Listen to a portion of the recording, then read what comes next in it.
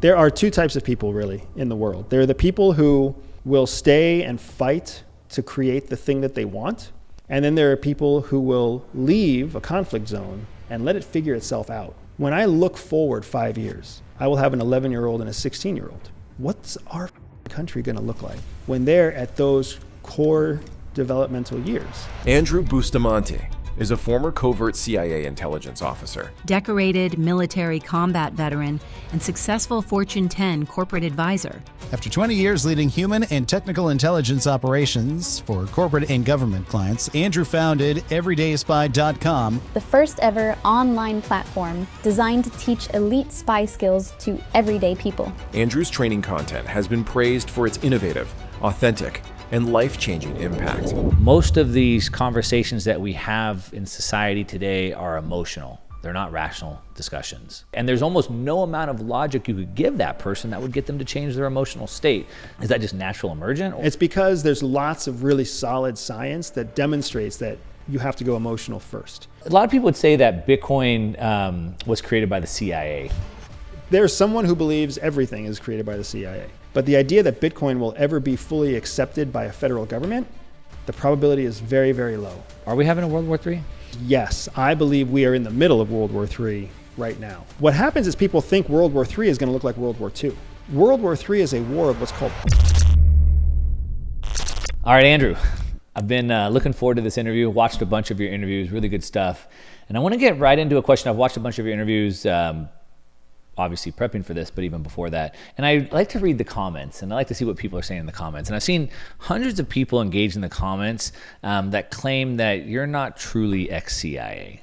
That's one of my favorite things to see in the comments, are the people who think I'm still part of CIA. Like CIA is somehow so capable at being a government organization that they can like seed me into society without disclosing my true affiliation.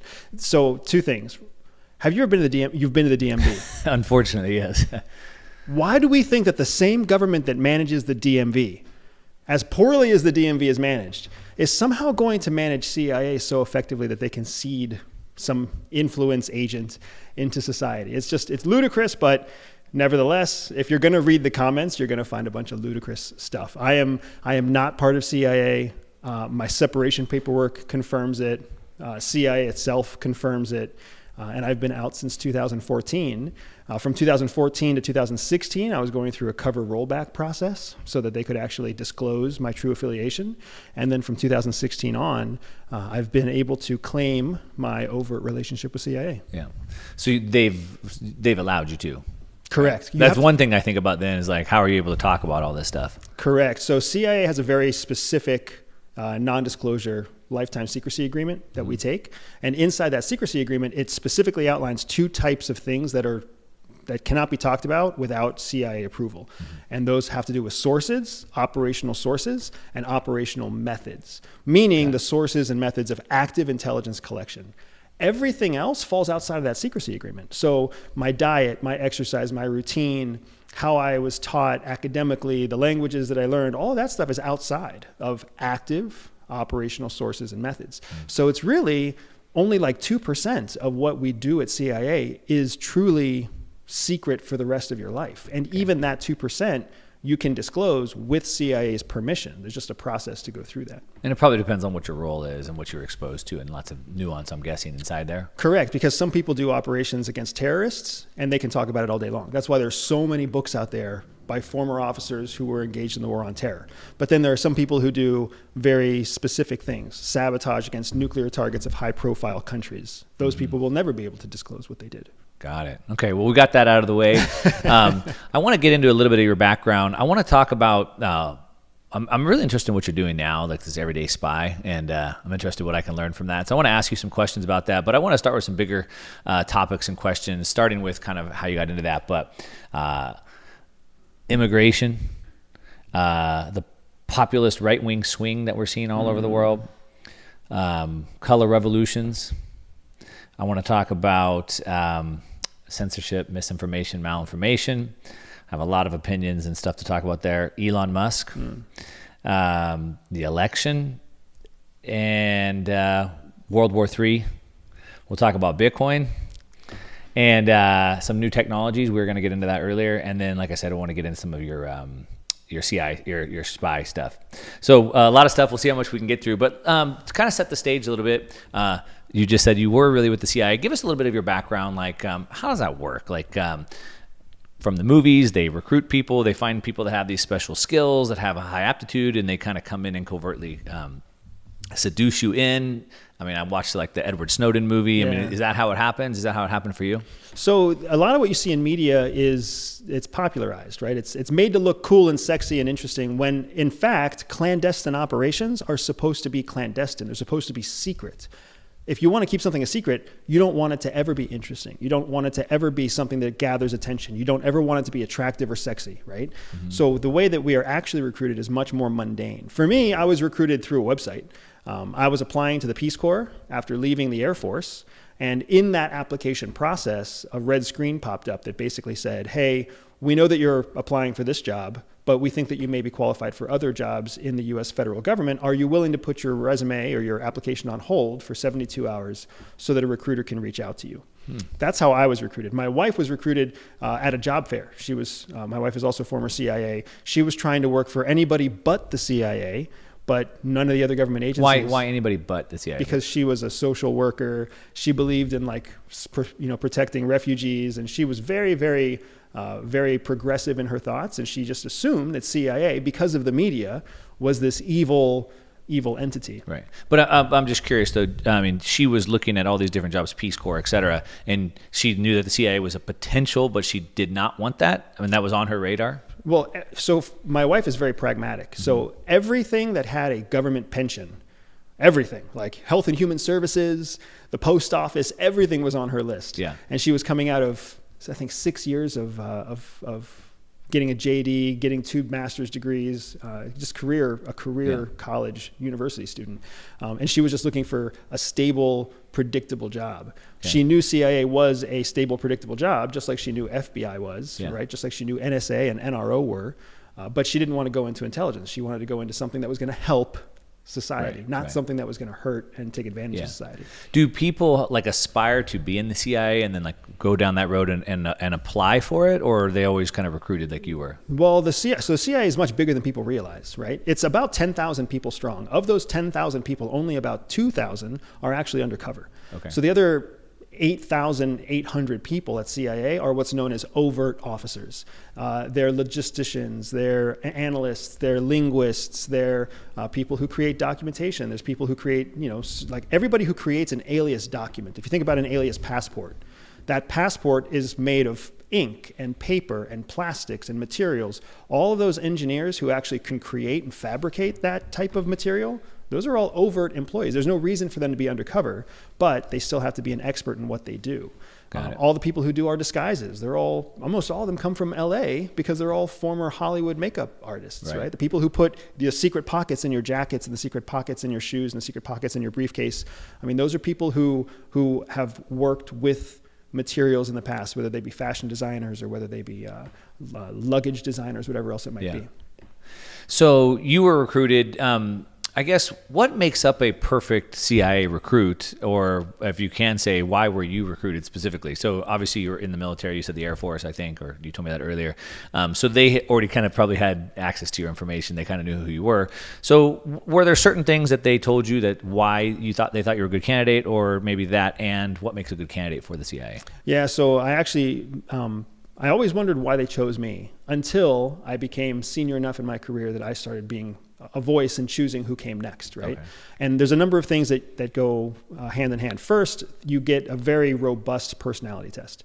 Every job in CIA, they know what is the right personality to succeed in that job. So, but how would they have had that before you put your application in? That's during the application process. Okay, so but somehow they flagged you before you took that. Well, so for me, they flagged me because they found me coming through an application process for another government organization that traveled overseas, took high risks, lived in places that were uncomfortable, and that I was ideologically driven. Okay. Right? So that's how they found me. But that's just one of many different recruitment avenues, right? They found my wife at a job fair. At a job fair, they're looking for a specific type of person.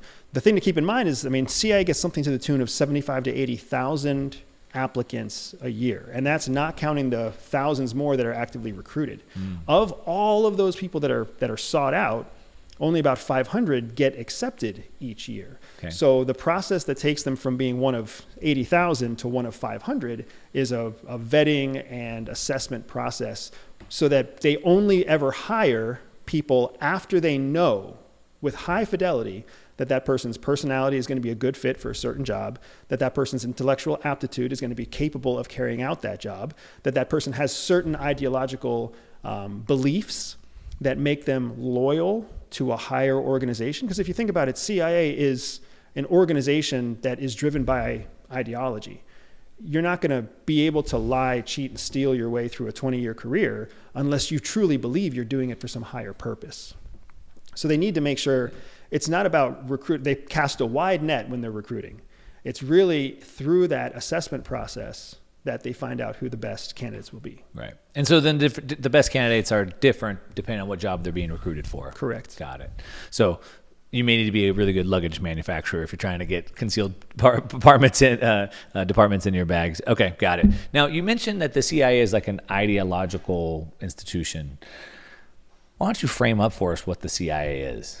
CIA is the central hub of intelligence collection and assessment for the executive branch, meaning the president, the head executive of the United States, has his own dedicated intelligence capacity in the CIA. And they're called central intelligence because the other members of the intelligence community, there are about 18 other agencies, all feed their raw intelligence into CIA. CIA then processes that raw intelligence into what's called finished intelligence, and then publishes that finished intelligence to the president.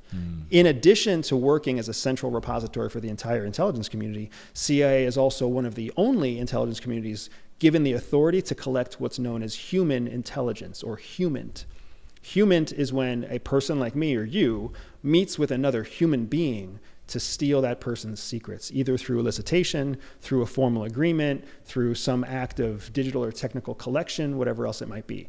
Most of the other agencies, like NSA or NRO, they're collecting signals, or they're collecting radio transmissions, or they're actually picking up pieces of paper or using imagery from a satellite to glean intelligence. Those are all different types of intelligence, different types of ints. Yeah. But HUMINT, or human intelligence, is one of the most dangerous and most expensive types of intelligence to collect, which is why very few organizations get to execute. Yeah. And in that, you wouldn't call the FBI an intelligence agency. They're more like part of the Justice Department. Correct. Because they're obviously doing person to person. Correct. They're law enforcement. While FBI does have an intelligence capability, their intelligence capability is what's known as counterintelligence, meaning they're combating intelligence officers from foreign countries who are trying to steal secrets from the United States. The intelligence, as you would imagine, the intelligence capability of FBI is really focused on criminal investigations. It's more of an investigatory or interrogation-based intelligence collection, which is not clandestine in nature. You know when you're being interrogated. Right. You know when you're being investigated. It's a disclosure. Whereas when you're actually being collected upon clandestinely, you are not aware that your secrets are being collected. Got it. So it's sort of like I didn't really understand it. So it's a repository of all the collection information that's collected, and then sort of working for the executive branch. So like the highest level of clearance, the president, the executive branch, et cetera. You didn't say it's a government organization.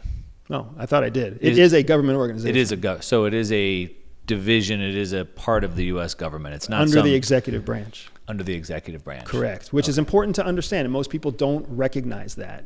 There are three branches in government. Right. Those three branches are supposed to have checks and balances over each other, but they're also supposed to work independently. The CIA does not work for the American people. It does not work for the legislative branch. I don't know why people think that it should, or people have the expectation that it's there to support the American people. The CIA is not there for the American people. The CIA is there for the president, for the matters of national security that command the executive's attention. If you don't like the executive, CIA doesn't care. Their job is to support the executive. This is what happened with the Trump administration in 2016.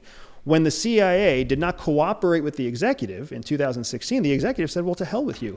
All of your funding, all of your utility, all of your value is here for me. So if you're not going to listen to me, then I'm not going to use you. And that's why from 2016 to 2020, there was all this consternation between Donald Trump and CIA. What people are concerned about in the new election in 2024 is the same thing happening again. Even worse, now that Donald Trump has been convicted in New York, people are afraid that he's going to somehow use the CIA under his executive privilege to essentially become a clearinghouse for working against his internal domestic opponents. Right? Sort of like we've already seen, but that's a whole nother story.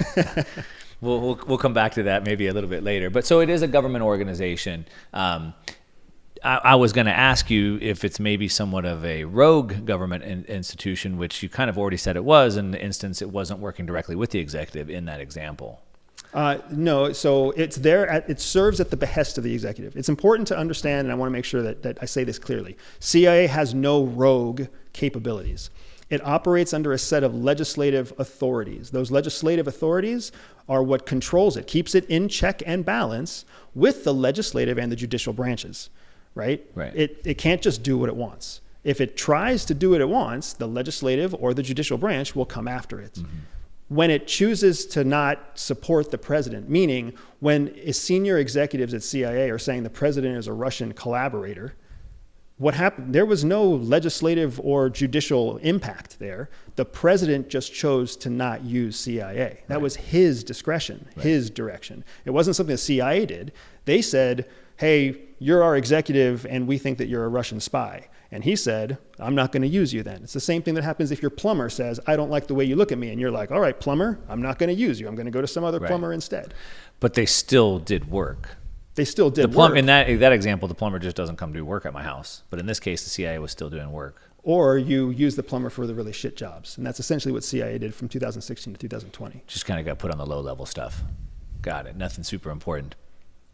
All right. So let's dig into some bigger issues now that we've sort of set the stage on what the CIA is. And I want to kind of, what I'm thinking, maybe more surface level, and we'll get to the bigger ones. I know a lot of the interviews that you've done have been World War III, so we'll definitely get there. But I want to kind of see if we can build this up a little bit.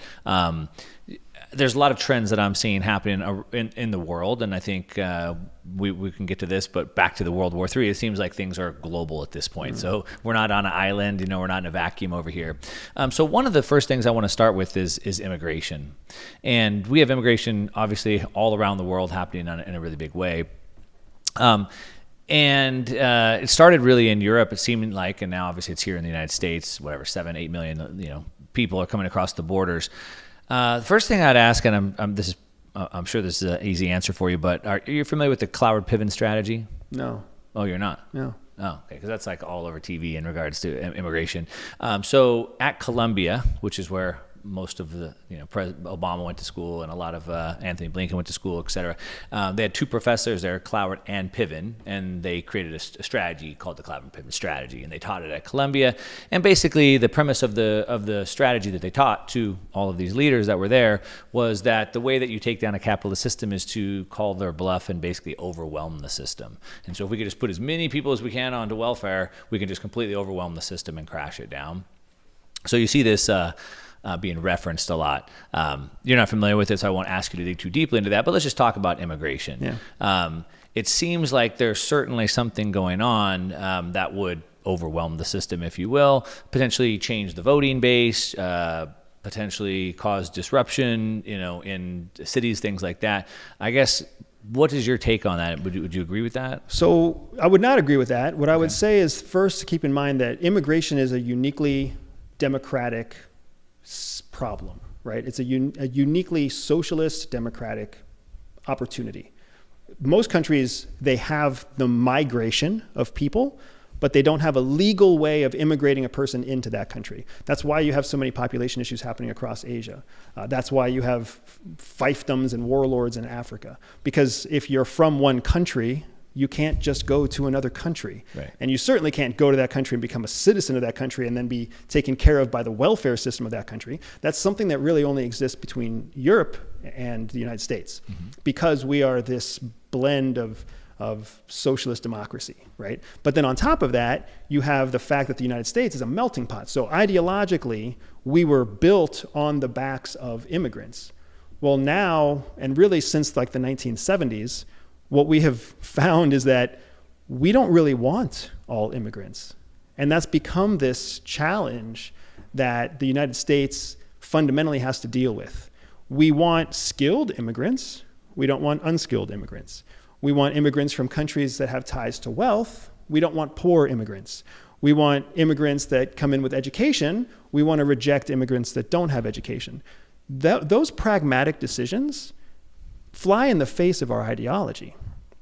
That's not what we're taught in elementary school, right? So what we have is this question where we have to decide what we're going to be when we grow up. Everything else about flooding the system and gerrymandering, and that's all conspiracy talk. Like, are we trying to turn our country into something that it isn't? No, we are very realistically struggling with how to get through adolescence. The United States is still a young country. It's a young government. It's a young political experiment. Why do we think we have it figured out? Why would we expect that our president or the Congress or the Senate has it figured out? There's no reason to believe that. We're less than 300 years old. We're an adolescent. This is middle school sweatpants walking to art class with an erection for the first time. Remember that? How fucking horrible middle school was? That's where we are as a country right now. Yeah. Well, if we go back to, you said Europe, which is a lot older, obviously, and you already said they have the same problem with immigration going on over there. I think, to your point, we need immigration. I mean, especially with population decline. I mean, immigration is more important than ever. But at the same point, it needs to be somewhat controlled, you would think, especially because of being a welfare state. If it wasn't a welfare state, sure, let everybody come make their way. But when you're going to put everybody on the welfare state, it becomes a problem. But going back to Europe, for example, we've been seeing this going on for about a decade now. And we've seen the way it's really changed a lot of countries, UK, Sweden, a lot of these, even France, and which I think we'll get to. A lot of this right-wing swing that we're seeing happening all over the world it's like a pendulum, right? We take things too far, people push them back the other way. But a lot of this seemingly happened from maybe two standpoints, and I could be completely wrong. Feel free to obviously challenge this. But we had a lot of disruption in the Middle East. The destruction of Syria, et cetera, under some NGOs like Open Societies, and then they changed the sort of rules around immigration and sort of start flooding these people into these areas. So seemingly, when you sort of destroy a place and send people up and then change the laws to accept them in, it seems a little more intentional than just random. Number one. And number two, I would just throw out, it would be also that, per immigration policies, even the United States, but let's focus on Europe for now, but these nations accept lots of immigrants. I believe the United States accepts more immigrants than any nation on earth. But at some point, it should be somewhat limited. So it's a big messy issue, but are we trying to force as many, not force, but really bait as many people in as possible, or is it something being done a little bit more managed, I guess, is the way I'd look at it? So I don't think that, for sure, I would agree that there's a mismanagement in terms of immigration policy. It changes, it's confusing, it's inconsistent, it's unpredictable. So I wouldn't say for a second that we have immigration planned or effectively locked down, right? But at the same time, I also wouldn't say that there's something nefarious about the process. I mean, just think about how complicated and difficult it would be to change the fate or the course or the political base of a country by bringing in an unknown large body of people. If anything, what I would say is it's much easier to change the political base 500 other ways rather than letting in a bunch of strangers. I think what's happening is that especially when you look at Europe, they are aspiring to try to live by their own ideals as well. And frankly speaking, they are worse at the ideals that surround freedom and democracy than we are here in the United States. France is a fantastic example. France does not have freedom of religion. If you're Muslim, you cannot wear a hijab. Right. It's illegal. And that's why they have so many issues with fundamental Islam, right? So here in the United States, we actually have freedom of religion. We have freedom of speech here in the United States. There are some countries that don't have freedom of speech as defined the way that we define it. And all across Europe, we have to remember that Europe is a series of states. States meaning independent nations, not states like our United States. States are being independent nations that all have their own legal systems, and then they also voluntarily fall under a larger European legal system. So it's quite complicated over there. To think that they are changing their population base in order to change their politics it's a low probability, high complexity situation. It goes in the face of Occam's razor, which demands that the simplest solution is oftentimes the answer. Yeah. So it just doesn't make sense to me to think that that would be the direction a country would go when it could find many easier, cheaper solutions for changing their political outlooks. You said a word that I'd like to dig into. You said that they, right? And so that's the question, like, who are they, right? We get asked that question all the time. I speak about money and finance, global macroeconomics and Bitcoin. And so it's always they won't allow that. They won't give up control, right? So it's like, who are they? So when you say they, you said that word, but I don't look at this as like a monolith. There's like a lot of different interested parties in that. So you said like they wouldn't do this. There's easier ways. So who would you say are they then? Whoever the fear, like whoever people fear is in power, whether people believe it's a shadow government or whether people believe it's a conglomerate of executives or whether people believe it's just a bunch of invested politicians, they is often up to the beholder, right? Beauty lies in the eyes of the beholder. Mm-hmm. They is defined by the eyes of the beholder. What I find is funny, and what I try to encourage people to understand is they can be anybody, as long as there's a common set of shared priorities, right? You and I could be they if we were talking about entrepreneurs, because we have shared priorities as an entrepreneur. But we may not be they if we're talking about the parents of 5-year-olds, because if you don't have a 5-year-old, then you're not part of the they that I am, right? And you have a 15-year-old, I don't. So I have no idea what it's like to raise a teenager. So I can't be part of that they.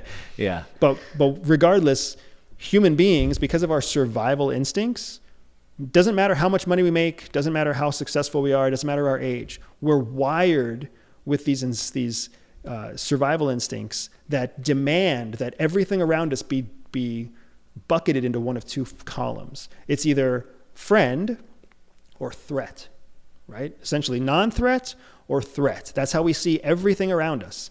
If we don't know for sure that it's a non-threat, guess what we see it as? A threat. A threat. So we're constantly trying to create this dichotomy around us of threat and non-threat. That's why, I mean, if you've got friends or if you have a wife or a girlfriend, or a spouse or a boyfriend or whatever else, you will watch them be nice to somebody they don't like. That is them responding to a threat. And then sometimes you'll also watch them be mean to somebody they do care about. Well, that's because they're comfortable with that person as a non-threat. Right? It's just the way that we view the world cognitively so that we can figure out how to survive inside it. Yeah. I know this is stuff you teach for your Everyday Spy, so I'm excited to get into some of that with you, some of these mental frameworks that we can use. I think are probably more important than ever that we learn some of these things. So I'm super excited to dig into some of that. But just kind of pushing on this a little bit. So back to who are they? We saw that we have... just over the weekend, we had the EU had all these different, votes that went through, and we're seeing this like massive like right-wing swing. They call it whatever right and left even mean anymore at this point. Macron's party in France got absolutely whooped. The Le Pen's party beat them by double the votes. But really, this right-wing swing seems to be a lot of it. Is populism for lots of different areas, green movement for sure, but then immigration I think is one of those. So back to who are they? So there's certainly a lot of people in these governments who want to bring in as many immigrants as they possibly can. And then there's some people that don't want the immigrants to continue. So that's who are they. So I think it seems pretty evident that there are people who want this to happen. They're actively trying, like in some of these countries, like Poland, for example, they didn't have it, and now they're trying to force them to take the immigrants, right? So there's certainly they that want that. And back to the point of easier ways to change the government. Well, in the UK now, they have a pro,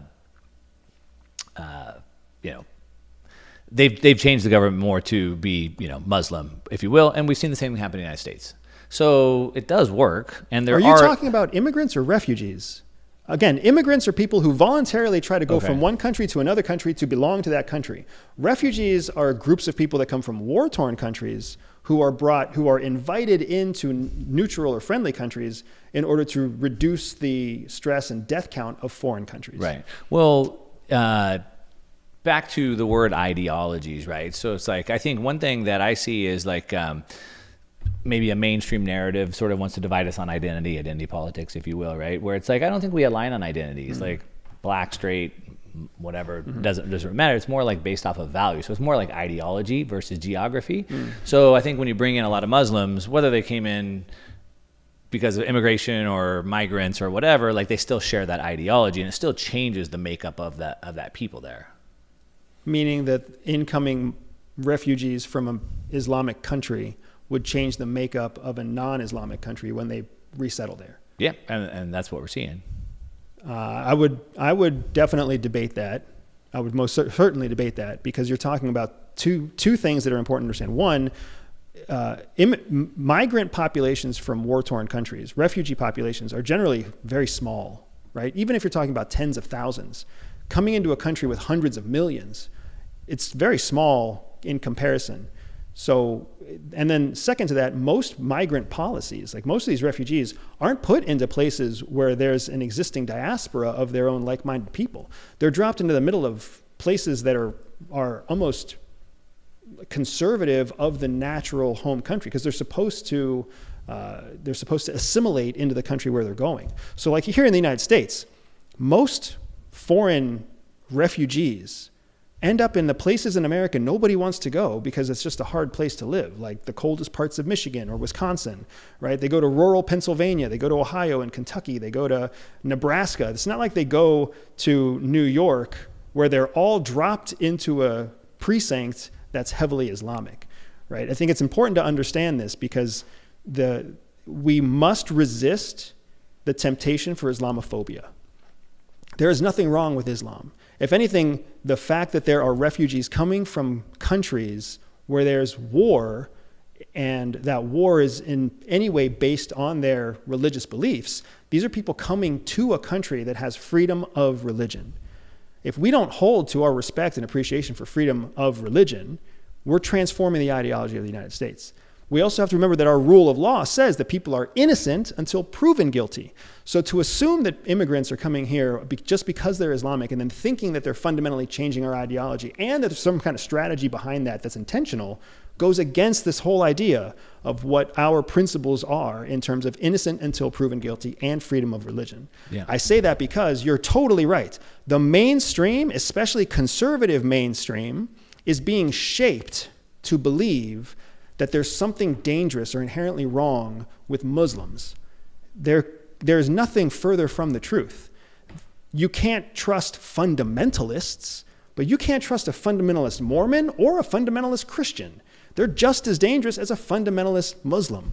So don't mistake the extremes with the primary thrust of any religion. And we become dangerously close to undermining our own principles as a country when we let the narrative of a media entity, which is the mainstream media, when we let them shape the way that we view information. Yeah.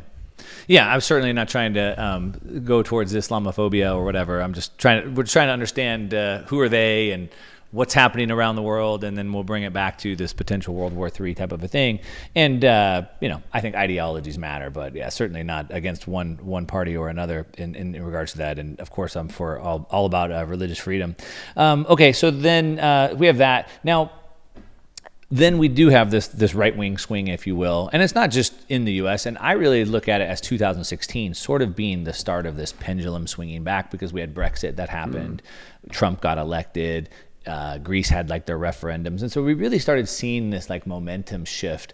But now, just like I said over this weekend, in France got just completely obliterated. Macron just got completely stunned. Germany, Austria, all through the EU, we're seeing that happen, and it certainly seems as, like I said, this pendulum swinging back. Right? It's like maybe it's gone too far one way, and it's starting to swing back. For right or wrong, this seems to be what's happening, which maybe just further continues to sort of separate and people start taking their sides. Yeah, I would not categorize it as a right-wing swing. I understand that the media categorizes I don't like the right or left labels either, but yeah. But what it for sure is a nationalist swing, right? And nationalism, here in the United States, we're in a country where it's okay, where it's almost encouraged to be nationalistic, because we are the United States of America. We're one country made of 50 states, right? So for here, whether you're Kentuckian or whether you're Nebraskan or whether you're Floridian, you're still American. So we pride ourselves on being unified, on being nationalist. In Europe, nationalism is kind of a naughty word. because you're part of the European Union. So you've got to be European before you're French. You've got to be European before you're Spanish. You've got to be European before you're British. Well, what's happened is, especially in the NATO countries, and especially since the invasion of Ukraine, NATO countries have realized that being European doesn't always put your country's best interests first, right? And especially in Europe, where they've got this Russian juggernaut that's continuing to threaten, Europe, NATO's taking its orders from the United States, who's geographically separated from Europe altogether, right? So all of a sudden you see French and Germans and Polish and Lithuanians and Romanians asking themselves the question like, wait a second, does Europe come first or should Romania come first? Does Europe come first or should Germany come first? And we've seen over the last 2 to 3 years, countries coming out more and more disagreeing with the United States, disagreeing with the Biden administration, disagreeing with the US influence in NATO, and taking a different stance. And that became this fertile ground for, like you said, a pendulum swing back towards nationalism, where now the French want to be French first and European second. As Americans, it's kind of hard to disagree with them. Unless you're in Texas. Yeah. If you're in Texas, you want to be a Texan first, right? And then American. Well, they have the right to secession. So they've retained that right. Yeah. So, but yeah, I would exactly agree with that. And that, like I said, even going back to 2016, which is when Brexit said, hey, we don't want to do that, or they did the Brexit to say, we don't want to be part of that anymore. And so to your point, right? And the EU is relatively new. You talk about the US being new. Right. The EU is, what is the EU even, right? And then when you look at it from a bunch of different angles, and then you look at it from like an economic standpoint, like Germany's been carrying the, the economic engine of all of Europe, and then you have the pigs nations down south that can't contribute. And so you can start to see a lot of reasons why they may not like that. Would you say, just so we're kind of clear on terms for everybody listening, when we talk about nationalistic, would you also consider that populist? And if so, how do you define those? Yeah, so populist is whatever is popular at the time. Okay. So populist movements can often be liberal or conservative. They're just whatever's popular at the time. Look at Latin America. Latin America is right now going through a pink wave. They're becoming more socialist. Yeah. Whereas what you're seeing in Europe is the opposite. They're becoming more independent, right? So but they're both populist movements because they're popular and they're gaining in momentum. Okay. Whereas nationalist very much means of the nation. You put the nation first. The best way to think of that is we pledge allegiance to a flag, the flag of our country, always, right? There are some countries in the world that have their national flag and their union flag flying side by side. We in the United States, we don't do that, right? So when you put your country first, that's nationalist. Then there's, of course, socialist or liberal movements, and those are when you put society first, or the common good first.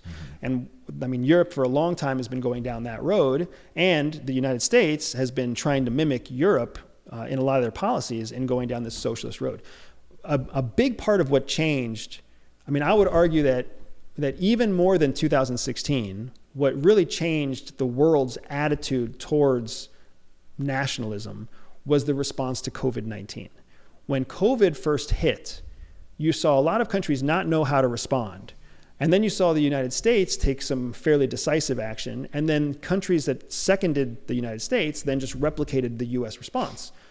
When they replicated the US response to COVID, they then replicated all the same economic problems that the United States caused with their response to COVID.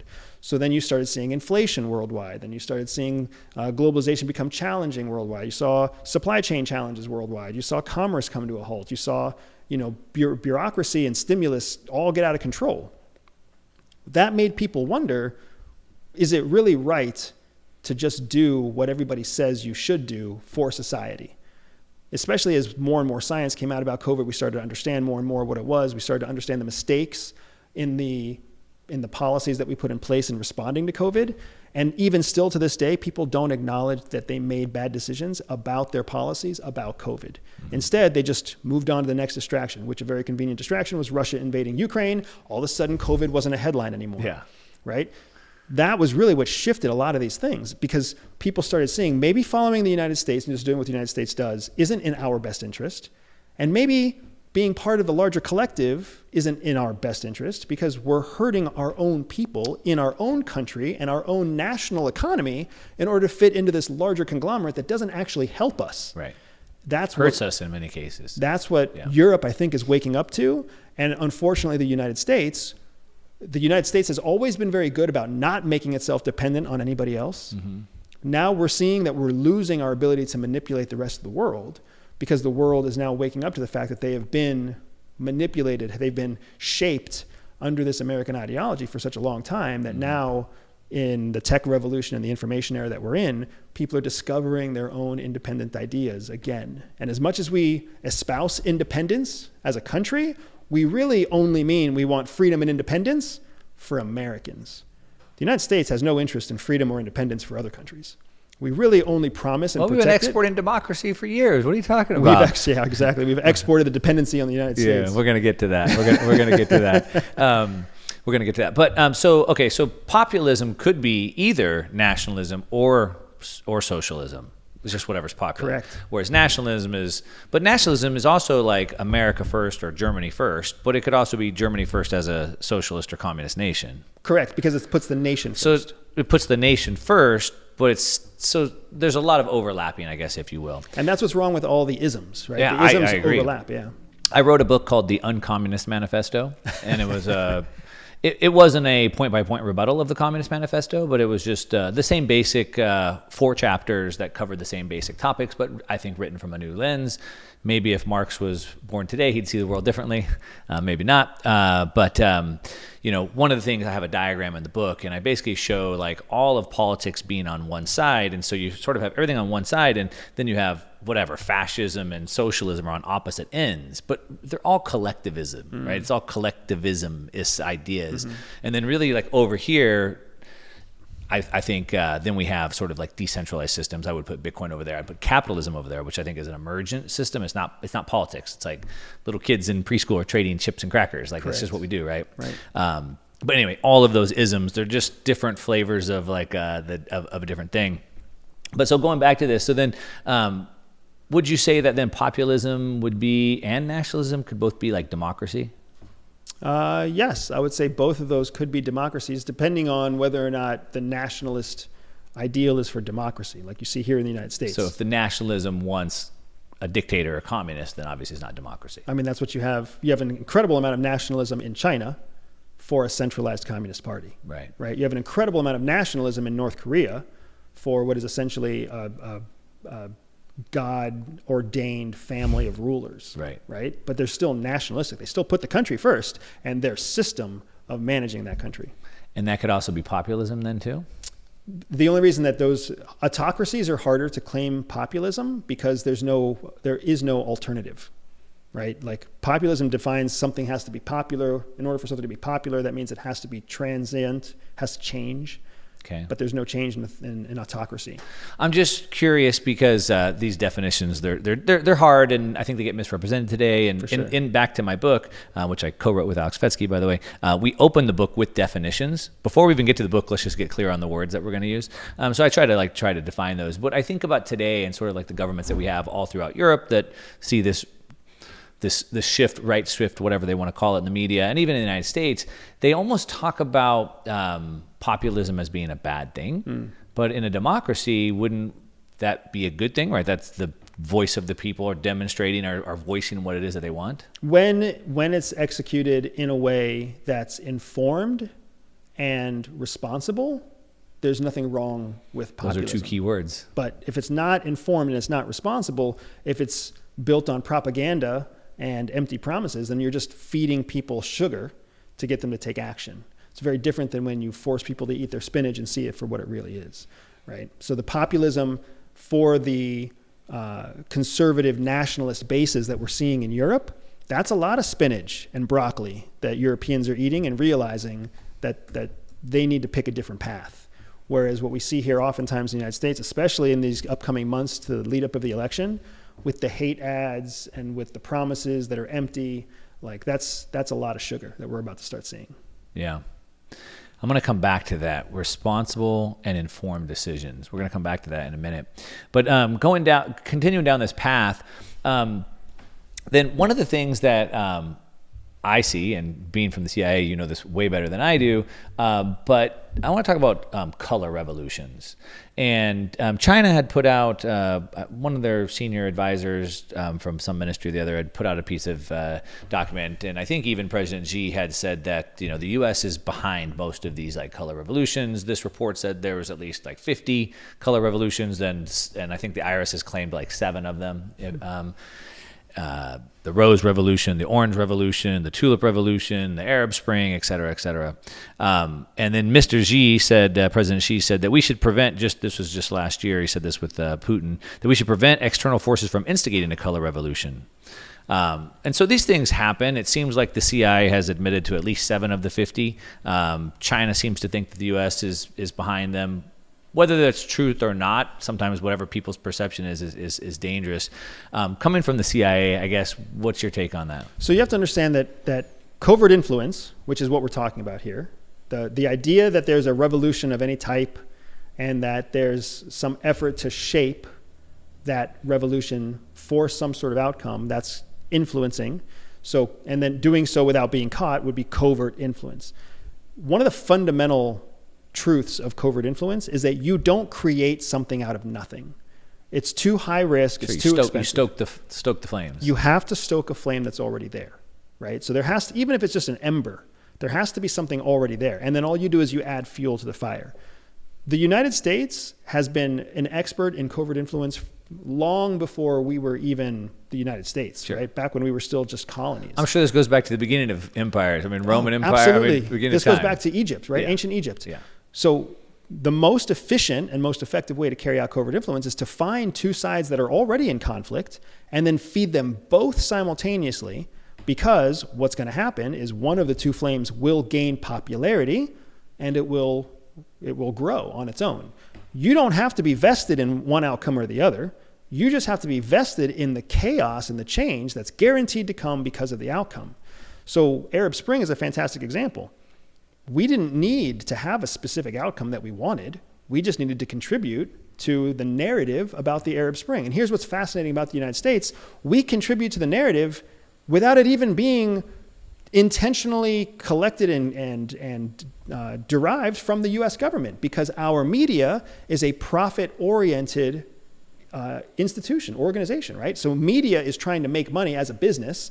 Therefore, they will speak like passionately alarmist phraseology, right? They will use words that instigate a response from their own user base. So now you're actively feeding the fire. If you just look at the headlines in Fox News and CNN, you are constantly seeing influence all the time. Just media narrative trying to get people to click, but that rhetoric just it encourages more and more derision and division. That's essentially what covert influence is. The only difference is covert influence is done through a covert manner so that the hands of the US government can't be placed in there. So when you hear the CIA acknowledge that they were actively involved in however many of these, that means they're acknowledging that they participated in those. One of the things that people don't, do you know the purpose of the Green Berets, the US Army Green Berets, their Special Operations Unit? Not specifically, I guess. Most people don't. The sole purpose of the Green Berets is to raise guerrilla indigenous forces to fight against the establishment. That's what the Green Berets do.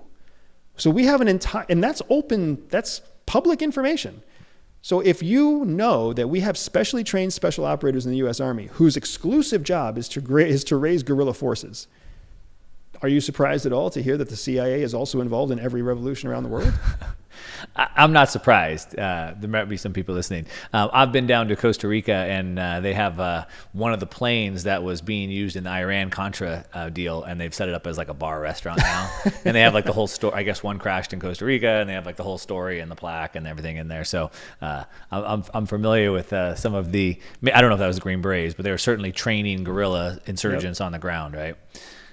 Which they've done for a long time. But would you frame up what a color revolution is? I mean, there seems to be like a kind of like a predefined like definition of what a color revolution is. So it's funny because I actually in the formal doctrine of intelligence, color revolution doesn't exist. To me, that's a media term. To me, that's a term that society has kind of hammered together on their own. We have covert influence. We have influence campaigns. We have the instigation of uprisings. We have, feeding insurgent or guerrilla forces. We have lots of terminology, but color revolution is not one that exists in our lexicon. There's been 2 books written about them. So Norm Eisen is the former ethics czar to President Obama. He wrote a book called The Democracy Playbook, Preventing and Reversing Democratic Backsliding. And in that, he basically laid out, he's sort of known as like the author of the playbook of a color revolution. And he wrote a book. He wrote a book. And then Michael McFaul, he served as U.S. ambassador to Russia from 2012 to 2014. And he also wrote a book outlining what he did in Ukraine and what he calls a color revolution as well. So there's been 2 books. And to your point, it's not a lexicon in the CIA, but the 2 architects of it wrote a book, both wrote their own books. And Michael McFaul, in his book, he says it's a semi-autocratic regime rather than a fully autocratic, an unpopular incumbent. Note blanket negative coverage of that person, like Trump, fake polls, kind of a thing. A united and organized opposition, so media, intel community, Hollywood, whatever, right? An ability to quickly drive home the point that voting results were falsified. And so we see this in like Belarus, right? You see this enough independent media to inform citizens of falsified votes. And then finally, a political opposition capable of mobilizing tens of thousands of or more demonstrators. So that's sort of like what they call the color revolution playbook, if you will. And so, we see this, like I said, in Belarus, we see this like happening all over it. Like sow seeds of dissent so people don't know if they could trust what's happening with the election, right? Have the media sort of like stoke the flames. And whether this may be for profit or whatever, but like we get that going. And then we kind of get like people unhappy on the street, whether it's over immigration or rich to poor, whatever it is. So that seems to be what these people have framed up. Which is funny. It's funny to me because, first of all, what is an ethics czar? That's not a formal government title. Right? Well, Obama created all the czars, right? So like he put czar. This is like this would be maybe what you'd call the deep state or the administrative state. But Obama appointed, was it 24? I don't know, over a dozen czars over independent industries, and these were appointees by the executive branch. And so this is a President Obama appointed ethics czar. Like Van Jones was Obama's czar, and Van Jones talks about something called the upside down, top down, bottom up, inside out approach, which is basically sort of the same. You know Van Jones, I'm sure? No. Oh, Van Jones is a political commentator. You see him all over CNN, et cetera. But he was a Obama czar at the time as well. And anybody that wants to can just go on YouTube. You can see Van Jones talking about this, but he calls it a top down, bottom up, inside out approach. And what Van Jones said that we needed back when he was under Obama back then, when Obama was promising a fundamental transformation of America, Van Jones said we needed a top down, bottom up, inside out. So the top down was we need to change the government. We need to get our appointees into the place of government. 2, bottom up, is we have to take over the education system. If we can take over the education system, then we can bring people up with our ideology. And then finally, the inside out is we need to get the people so agitated in the middle that they're begging for change. So there's dozens of YouTube videos of Van Jones preaching this, but it's basically sort of the same playbook. So that's what a czar is. That's interesting. So it's an area I'm not familiar with.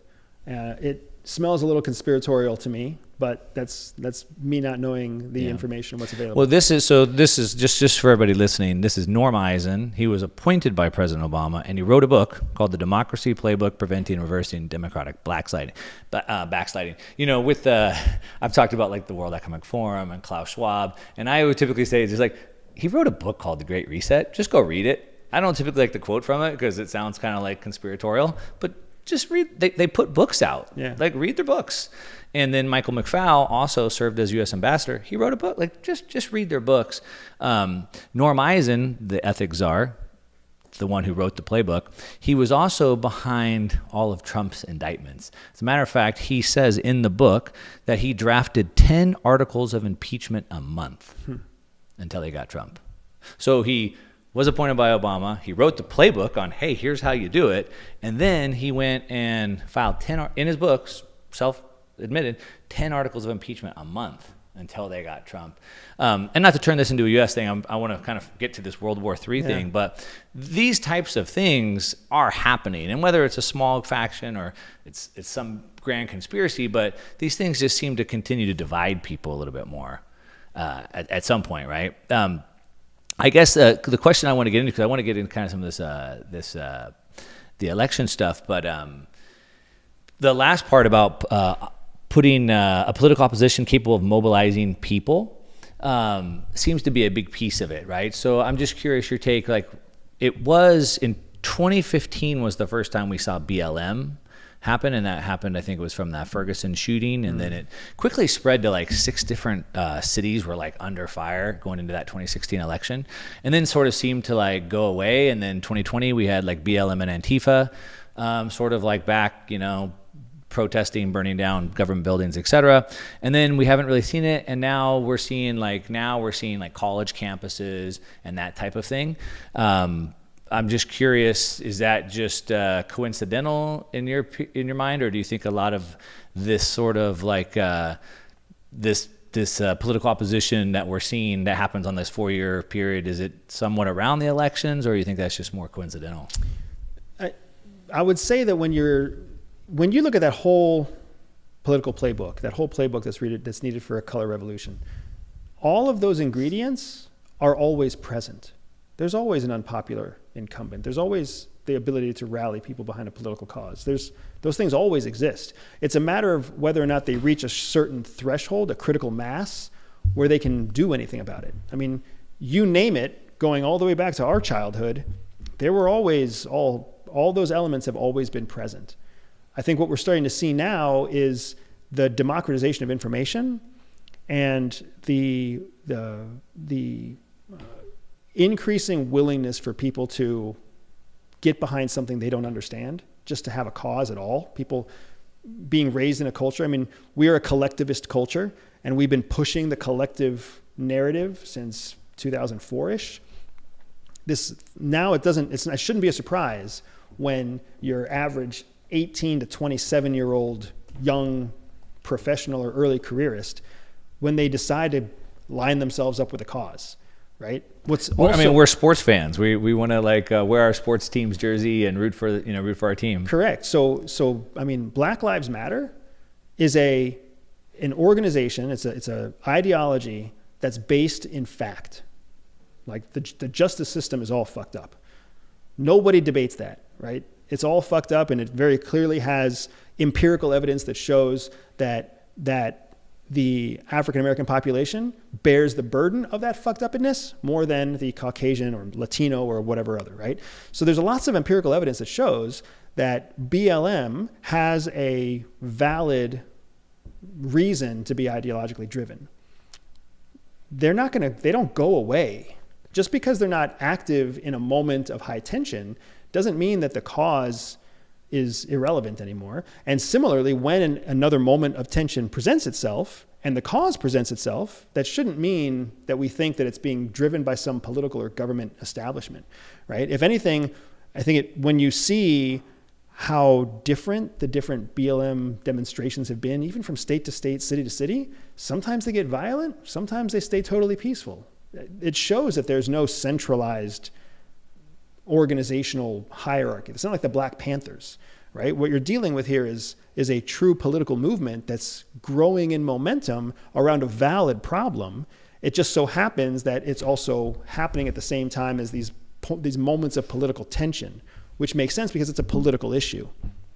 The same thing would happen if we were talking about abortion rights, right? My mom used to march in abortion rallies when I was like 3 years old. I have pictures of her, promoting women's rights and the right to abortion when I was like 5 years old next to her. My 5-year-old self next to my single mom. Like it's kind of a fucked up picture. But my point is that you see these things happen because the issues don't ever get resolved. It's just when the political tension when it reaches a certain threshold, people then take the time to leave work or go and demonstrate their ideology.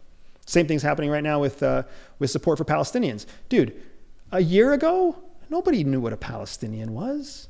Just like 3 years ago, nobody knew where Ukraine was. Yeah. You just got a bunch of people who get behind a cause that they don't understand because they can read about it on TikTok, and they go out and they march because they have nothing else better to do. Yeah. They're not actually helping unless they are informed and responsible about what they're trying to support. So going back to that, the informed and responsible decision, which I want to get to because we're going to talk about the rise of internet communication and censorship. But in regards to that, you talk about what the Green Berets do. You talk about going back to the Egyptians, the Roman Empire. It's pitting two groups of people against each other. It's identity politics. It's communism, right? It's what Karl Marx talked about. It's like literally that. Like, let's take the rich and the poor and put them against each other, but now it's the black and the white and the gay and the straight and et cetera, et cetera. One religion against the next, et cetera. So I believe we're both on the same page. This has been going on forever. That's what you do. You pit two groups of people. And what you typically do if you really wanted to sow seeds of dissent, is you would find a marginalized group, right? Correct. A marginalized group. And it's like, hey, you can't get ahead because of X, Y, Z, right? You're the wrong race, you're the wrong culture, you're the wrong religion, you're the wrong sect, whatever it is. And so you're never going to get ahead, just like Karl Marx did to the poor. Like, you're never going to get ahead. You don't have any capital. All you have is your labor. That's what he told them in the book, right? And so you find that marginalized group, and maybe it was BLM because it was the flavor of the month, and then maybe it was Antifa, and maybe now it's the Palestinians or whatever. It's certainly plausible. So again, you're talking about you find. I don't know who finds. What I'm saying is that marginalized groups always exist. And what you're talking about, pitting people against, that's human nature. I know. That's not politics. Right. That's just the way human beings are, right? I live on the north side of the street. You live on the south side of the street. We already have disagreements. Yeah. Just because I know. Yeah. This is how we are. This is why we get pissed off when we put our garbage can out on the curb and somebody next door neighbor throws their garbage in our garbage can, and we're like, that's not your garbage can. Right? We're ridiculous. They park their car on my side of the street. Even though we're not using that spot. Yeah. Right? Human beings are ridiculous creatures. Yeah. That's just human nature. The whole idea of finding a marginalized group, now you're getting into intent, right? You're getting into what we call the radicalization ladder. Okay. Because if you can find a marginalized group and validate that they've been marginalized, then you start them on a process of radicalization or a process of indoctrination that gets them to then assign a cause to their marginalization. That is a very different beast than your typical community organized group that says, hey, the problem is the justice system, like BLM. The problem is the justice system. They're not saying the problem is the US Constitution. Right? They're saying the problem is the justice system. And here's the evidence that shows that the problem is the justice system. Well, didn't they say it's systemic, which would then say it's based off the Constitution? It's systemic, right? That's so a stretch. The country was a 1619 project. The whole country was founded off of racism. So everything that the country produced, including the Constitution, is then thereby systemic, right? It's still a stretch, right? Saying something is systematic or systemic. Oh, I agree it's a stretch, but that's what they're saying. They're saying systemic. It's that's systemic. What some group is saying, yeah. Right? It's a wide playing field. Some groups are saying it's systemic and based in the Constitution. Other groups are saying it's just based in the modern legal system. So you have this continuum of explanations, just like we do for everything else. Yeah. The problem that you and I run into so often is that the voices that shout the loudest are the voices at the two ends of the spectrum, the two extremes. Yeah, for sure. You said that we were a collectivist culture. So like humans are tribal, right? Right? Like we're tribal.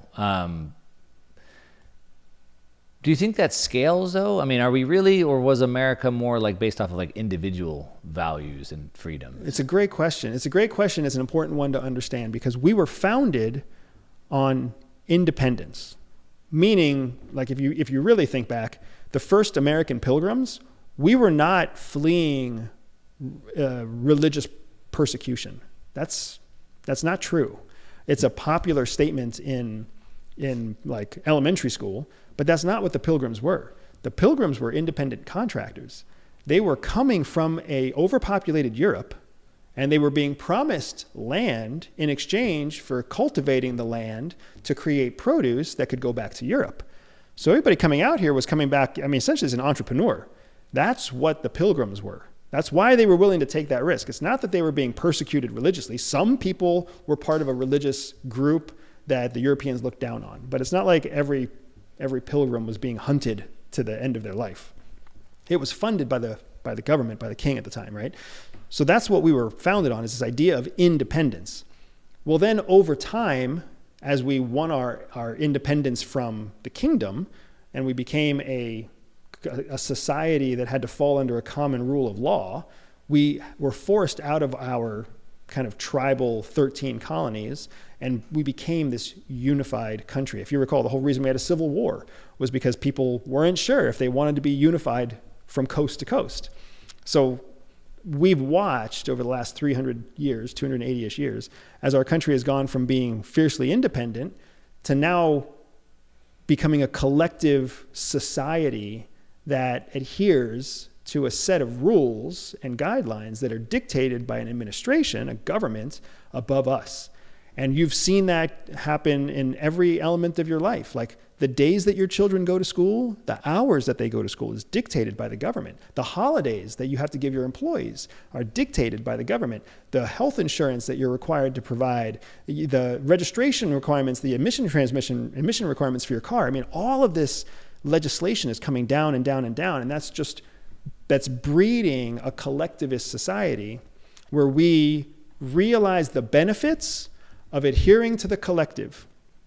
And then we teach adherence to the next generation. And now we have children, like anybody with a child between the age of 5 and 16, you can look at those children and you can see they are so much less rebellious and less resistant and less independent thinking than we were when we were that age. Because this generation has had to deal with the onslaught of technology and the mobile phone and mobile devices and the internet of everything. So you can see how collectivism it's not politically conspired.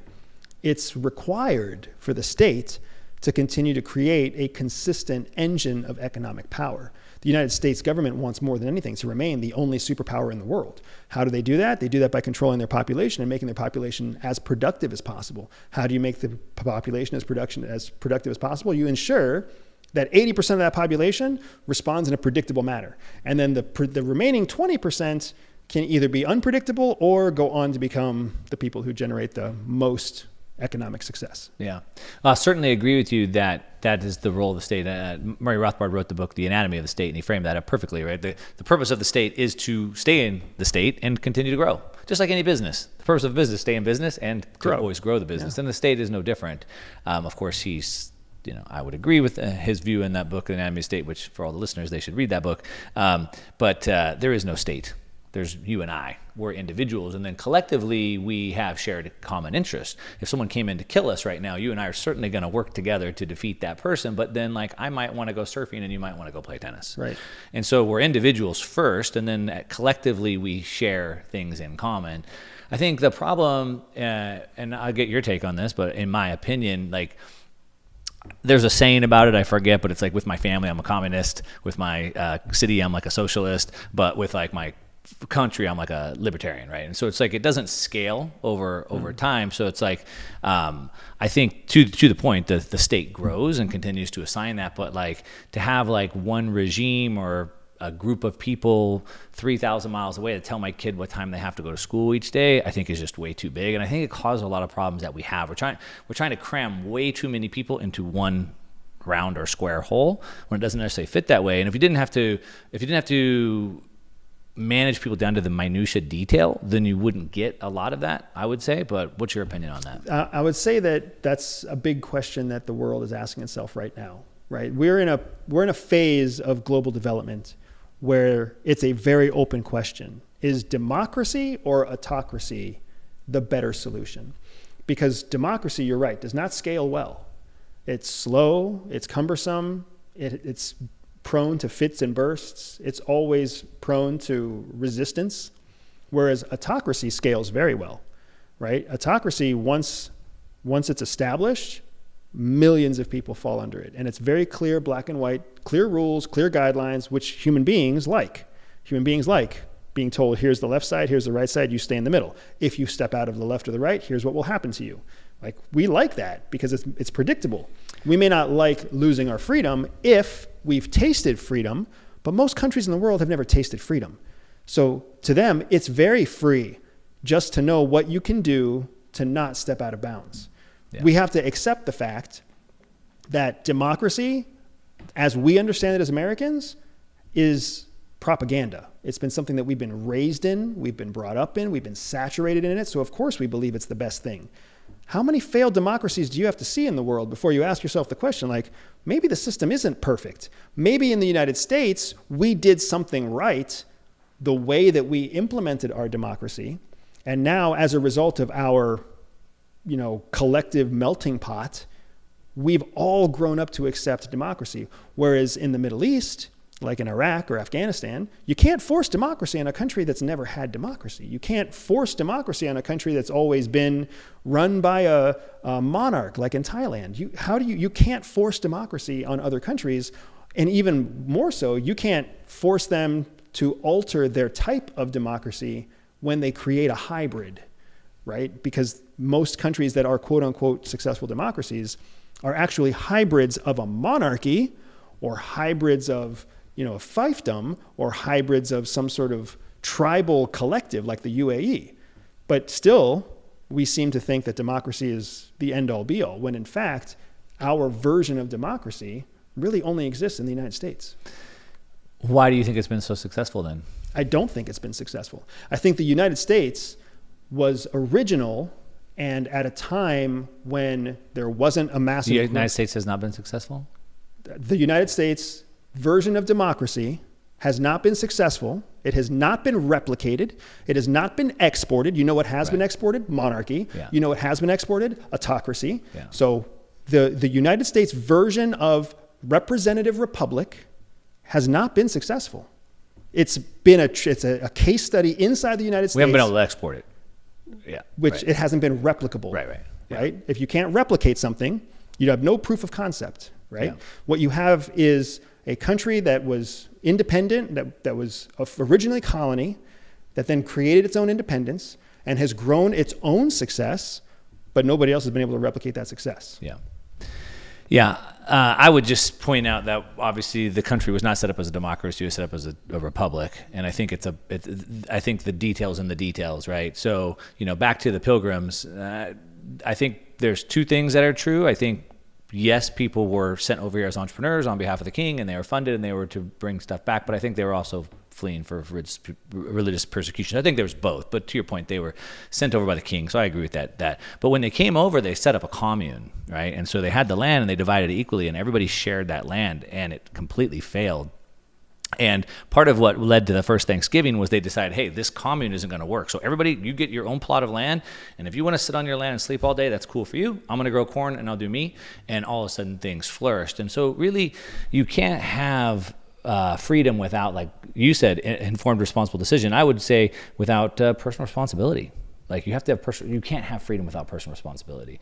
And so Jordan Peterson frames this up. He does a lot of talk about the book of Exodus and using how the book of Exodus is really like a story and metaphor for life, where the Israelites were led out of slavery. And he defines like a slave as somebody who just can't think for themselves. Just tell me what to do.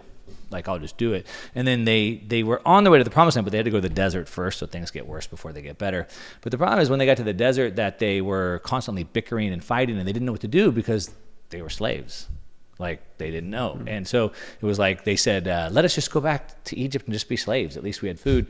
But then they set up a new form of government where each person had to be responsible and had this like hierarchical type of development, which is not really unlike what we did with a republic. And so I think number one, like you have to have people that are take personal responsibility, and that's very hard to export. And you can't just go give us a bunch of slaves or somebody that lives under some sort of regime that's never had that before. I think number one. So probably that entrepreneurial spirit that those people came with, that like, we'll figure it out, we'll risk our life to like figure it out, probably helped that. And I think the other part that Dr. Peterson talks about, I would agree, is then the country that was founded on Judeo-Christian principles.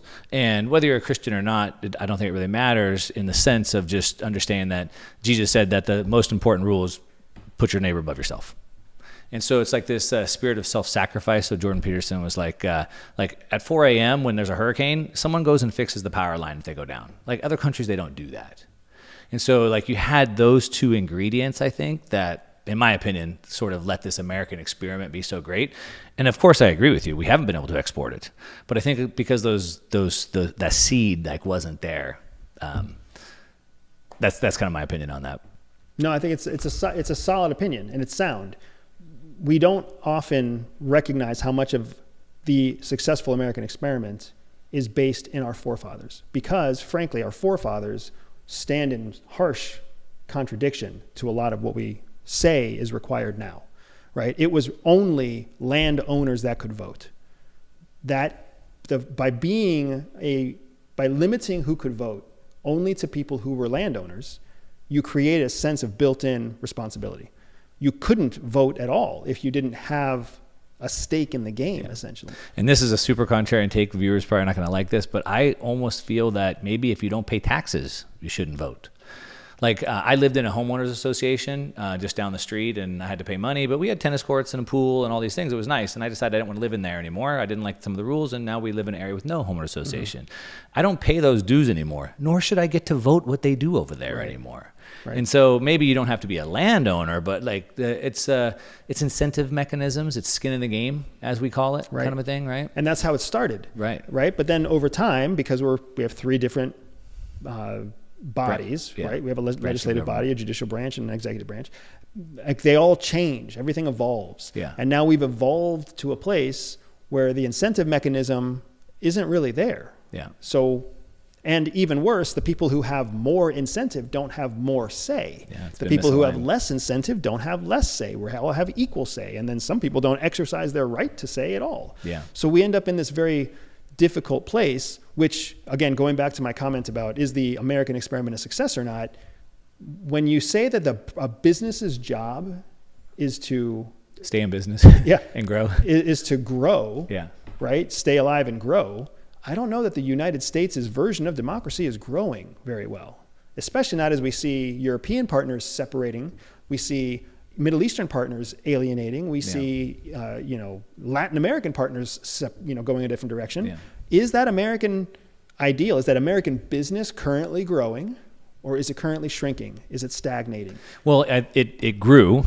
And now, I think to your point, it's shrinking and growing. And this is something I talk a lot about cycles, and I love to look at cycles back to this like pendulum. Yeah. And as much as the world changes, technology really driving it, but human nature stays the same. And so we're repeating these cycles. And so I look at this like 250-year cycle of this like political revolution cycle that's like pendulum. So 250 years ago was the American Revolution, rejecting the central power, 250 years before that was the Protestant Reformation, rejecting the central power of the church and state.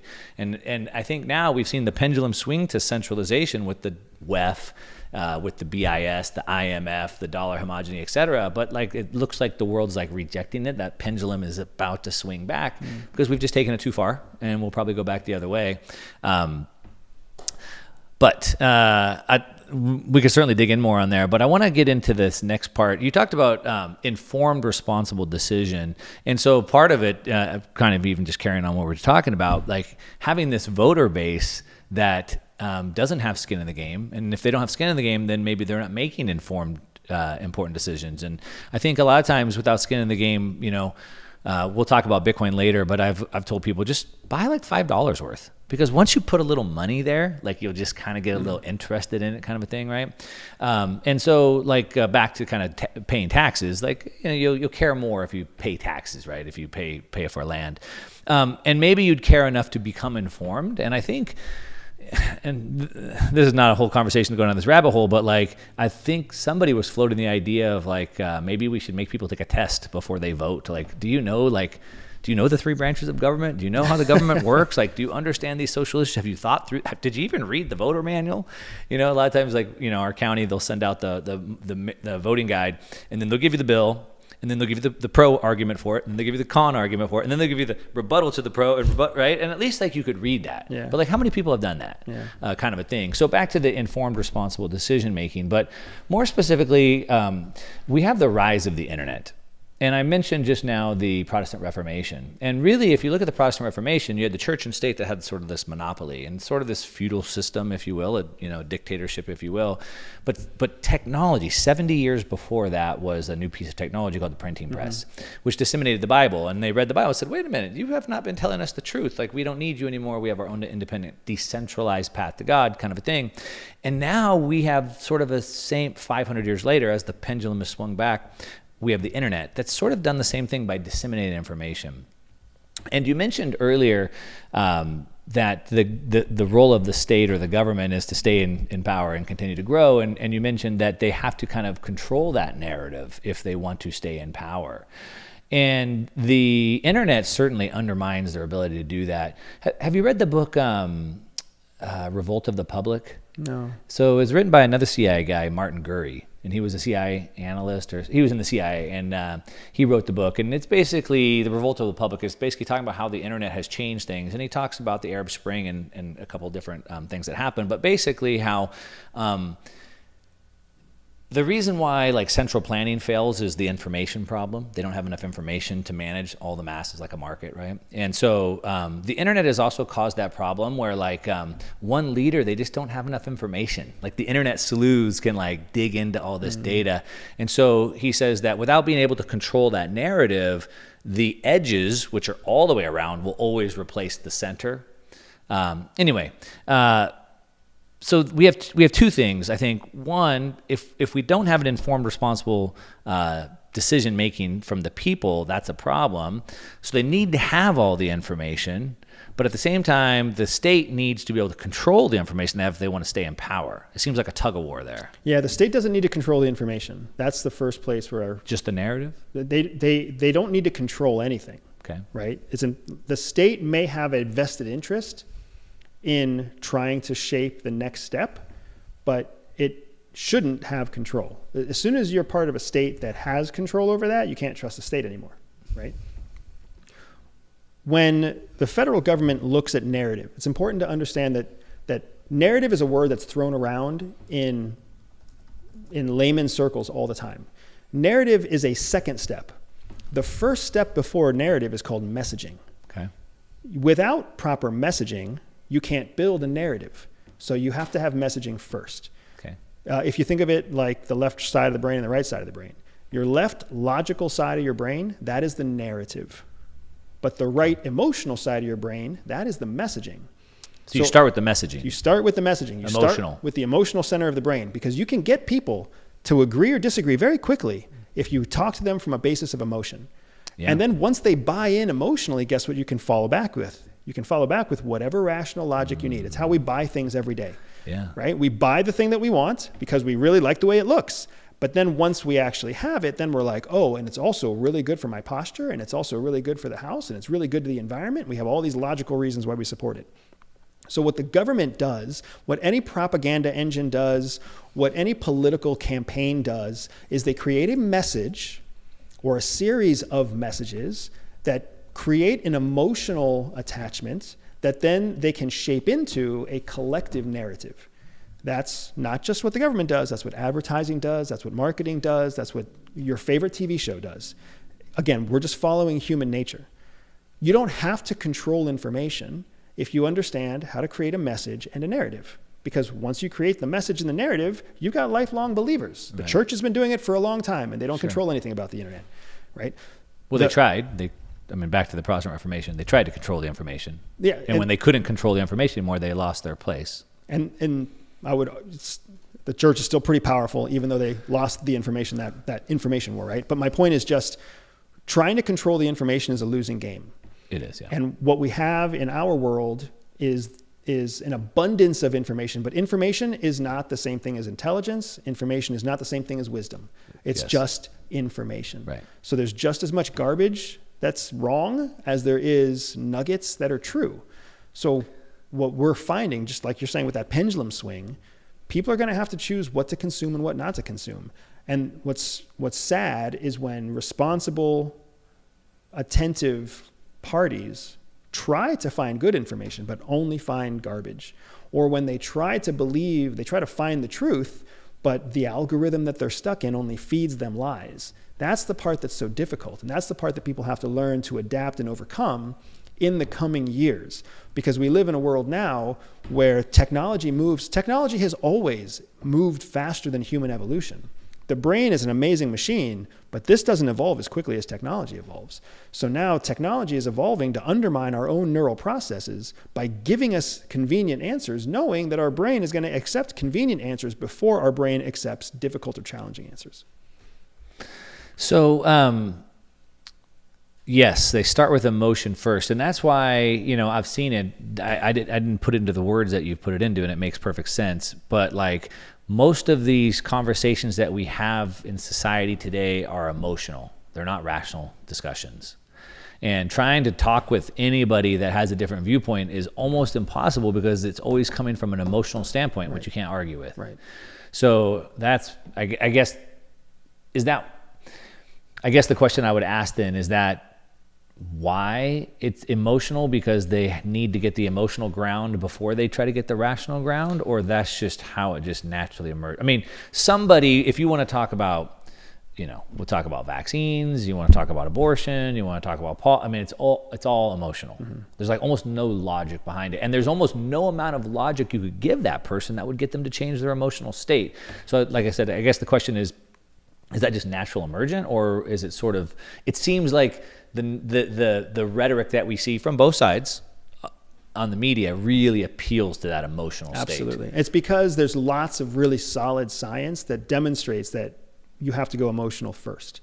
So your left brain and your right brain are two hemispheres in your brain, right? But the processing speed of those two hemispheres is completely different. When information comes in through your five senses, whether it's what you touch or what you see or what you smell or what you taste, when information comes in through your five senses, it's simultaneously sent to both hemispheres of the brain. And then the two hemispheres of the brain process through that sensory information. But it's a race. It's a race to see which left side or right side of the brain gets to the physiological center of the body first. Well, the logical side of your brain has like 4 steps that it has to go through. The emotional side of your brain has 2 steps that it has to go through. So 9 times out of 10, your emotional brain wins the race to the physiological response that your body has. That's why there are so many people who have anxiety. That's why you and I have all been spooked by socks in the corner of our room and we think it's a rat, right? Because our senses send a signal simultaneously to both sides of the brain, but one side of the brain processes faster and gives us a physiological response first. When you mistake that pair of socks in the corner for a rat and you startle, what do you do immediately after you startle? You settle, because you're like, oh, it's just socks. The other side of your brain just caught up. Yeah. So the one side turned on your fear response, the other side caught up and turned off your fear response. Well, what happens in media especially is they only have one response, right? If you watch CNN, that's what you watch. If you watch Fox News, that's what you watch. If you read the Wall Street Journal, that's what you read. Everything else is just secondary, right? It's like your steak versus your broccoli or your potatoes on the side. So what ends up happening is every news outlet out there, just like every educational college, just like every good boss, just like every good advertiser or marketer, they've all learned that you just keep hitting that emotional response over and over again, and you never give people a chance to have the logical side catch up. Because if you do that effectively, how is McDonald's still in business? That's a good question. Everybody knows that shit's unhealthy. Yeah. Everybody knows that stuff's Not everybody, gonna kill you. Apparently. They all know it. Yeah. That's what's so fascinating. They all know it, but the messaging and the narrative has been so effective that emotionally people don't respond to it. Yeah. So when they're hungry, they emotionally react to buying something that's comforting, even though they logically know it's not going to feel good or be good for them in the long run. Yeah. And to the point that you're making, I think like the old problem that we had was how do we get enough information? And now today the problem is too much information, so how do we find good discernment, which I want to get into that with you. But going back to kind of getting back into the censorship thing, and I'm saying they need to control the narrative. I think we're saying the same thing, but from a different way. You're saying they don't have to control it, but they do control it? The information. Nobody has to control the information. But the narrative. But you control the messaging and the narrative. Then if they... but you said they don't have to control the information. They only have to control the narrative. And you also said that you can't trust the state when they have control over the information. Correct. But yet we see with, I believe, and maybe I'm captured by the emotional narrative, I believe that we see undeniable proof that the state, not just in the US, but Brazil, Australia, Ireland, basically the West, and of course China, they've always have, like the Great Firewall, et cetera, has control over the information. The United States does not have control over the information. So, I mean, I thought the Twitter files pretty much, it's self-admitted. Just because the government is trying to involve itself did. Just because the government has. Okay. meddled with information does not mean they control all information. It's also important to understand that the vast majority of censorship that's out there is coming from commercial organizations, not federal government. On behalf of the government. No, commercial organizations that are trying to survive against government regulation. So they take a more conservative approach, right? They could avoid censorship and risk losing the entire company because of government policy. Would you risk your entire government? They're caving to coercion. I mean, essentially, they're caving to the bureaucratic law of the land. Because at the end of the day, what's a business supposed to do? Right. Survive and grow. Right. If you have to choose between surviving and growing or protecting the independent voices of the people on your platform, what are you going to pick? Surviving and growing. Because guess what? Your freedom of speech does not apply in the commercial world. Your freedom of speech is very specific. It only applies to the federal government being able to persecute you because of what you say against the federal government. There is nothing that protects what you and I say to each other. If anything, if I say something hostile to you, you can actually take me to court and win because of my hostile words. I don't even have to physically assault you, right? Yeah. You can take me to court for slander and win, and all that is words. So there is no freedom of speech between people, and the problem is, again, the message and the narrative that has gone out there is that we have protection of our speech individually. That is not true. You have protection of your speech against federal prosecution or persecution when you speak out about the government only. I could be sued for what I said about McDonald's 2 minutes ago, right? Yeah. Right. And I agree with that. But back to the point, I mean, maybe that's a little bit of semantics. These private corporations, Facebook, YouTube, et cetera, did work on behalf of the government. Maybe they weren't forced to, but they dealt with the coercion they were being forced. I would say that they responded to a threat that threatened the fundamental existence of their business. You can't fault a company. No, I can't fault them, but it goes back to you had said can't trust a state when they have control, which I was repeating, but you said they don't have control, but they did. They exerted their coercive force, which these corporations cave to. But influence is not control. Two different things. If I threaten to kill you and you do what I say, that's still control over you. No, that's influence. By definition, that's influence. Control gives you no alternative. Influence gives you alternatives, right? If you hold my hand and force me to shoot somebody, that is control. If you tell me to shoot somebody or get shot myself, I still have a choice. Got it. So because the states only threatened to kill them if they didn't censor, then you don't consider, to the statement, can't trust them if they have control, you don't consider that control, even though they threatened to kill them if they didn't do it? Now we're getting into a very specific example I don't know the proof of, but what I'm saying here is if you want, call it semantics or don't call it semantics, right? It's very important to use word specificity when you're talking about things like control versus influence. Yeah. Because we all want to control our kids, but we all know we can't. The best we can do is influence them, right? You want to control your employees, but you can't. The best you can do is influence them. And then we choose between motivational influence, like we'll give you a bonus if you do a good job, or coercive influence. You're fired if you don't do a job, but you're still just trying to influence. And that's what drives us crazy, is that we don't have control. The federal government is the same way. It tries to legislate and legislate and legislate to gain more and more influence through positive and negative repercussions and consequences. Right. But at the end of the day, we still change our government. Right. So I guess I'm just curious, because as we see this happening more and more and more, Australia now, they called for Elon Musk to be jailed because he wouldn't take down a social media post about violence that happened. Brazil, they're calling for Elon Musk's jail. Globally, this new global online safety regulators network, censoring Australia, France, Ireland, South Africa. I keep going on. And to the point that you're making, sure, it's coercive. I mean, they're basically threatening. They're trying to get him arrested. They're not able to at this point. But kind of going back to the statement, back to you said earlier about an informed, responsible decision. I mean, like, we need to have free-flowing information. I guess it's sort of this, and it goes back to personal responsibility. Like, all of this falls apart if you don't have the right ingredients. Right. And what you call personal responsibility, what we call that self-respect. In the intelligence community, the heart of everything is self-respect, Do you respect yourself enough to inform yourself before you make a decision? Do you respect yourself enough to resist coercive influences against you? Do you respect yourself enough to eat right, exercise, sleep well, etc.? Right? Okay. It is personal responsibility. But you have to respect yourself to have the responsibility. Bingo. I gotcha. Yeah, Bingo. Makes sense. And unfortunately, I think that we live in a world that does not have a lot of self-respect. 100%. Yeah. And you can see it. Yeah. We outsource our decisions. We outsource our responsibilities. We outsource everything to somebody else. We take diet pills instead of exercise, right? I know. We let Twitter become our news source, right?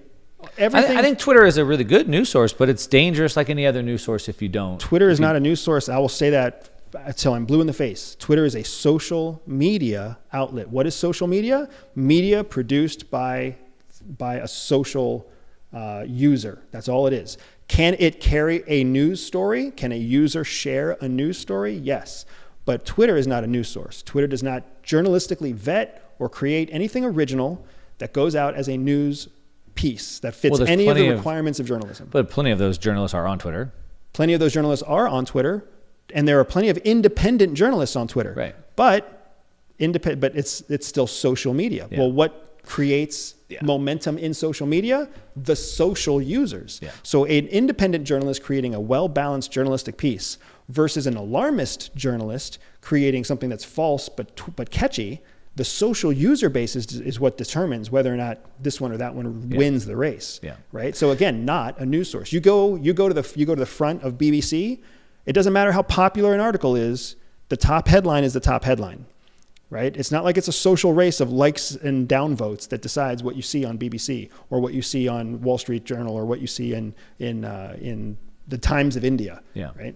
Yeah. Except for, like I said, all those sources are on there. Though, and look, I mean, I'm on social media. Like, I get DMs all day across all of them, and I'm sure you do as well. And I get all kinds of people send me all kinds of stuff, and I'm just like, man, this is just garbage. Like, how could you even send this? Right. And even people I know and I respect, and I'm like, come on, just look at this for a second, right? All the time. And I try to be very careful because I have a big reach, and I'm like,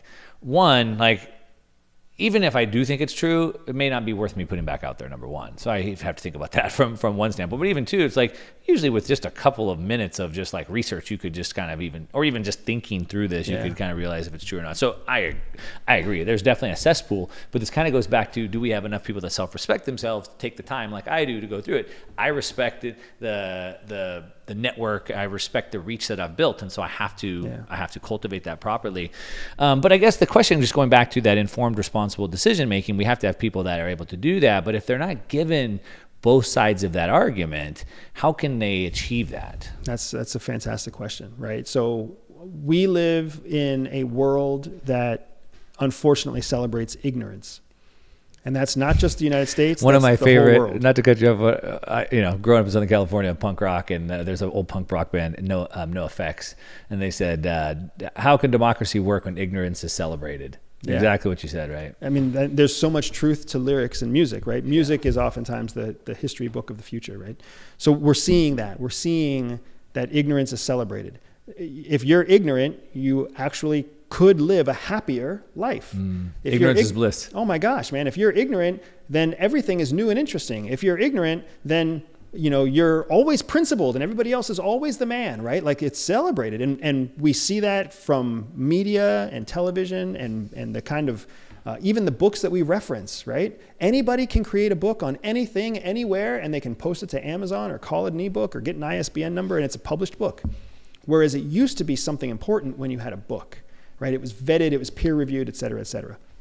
So my point with all of that is, the first step to being able to fix the problem is to recognize that we are all ignorant to start. If you feel like you're not ignorant, you're the problem. You're the problem. Yeah. You're deeply ignorant. I know that I'm well educated. I know that I'm experienced. I know that I'm worldly, and I know I am ignorant about a lot of things. There were at least 4 questions you brought up today that I had no background in, right? I am fully ignorant in most of those things. And if that's just in one conversation, if you and I had 5 conversations, how many more areas would I be ignorant? So you have to become acutely aware that you are ignorant.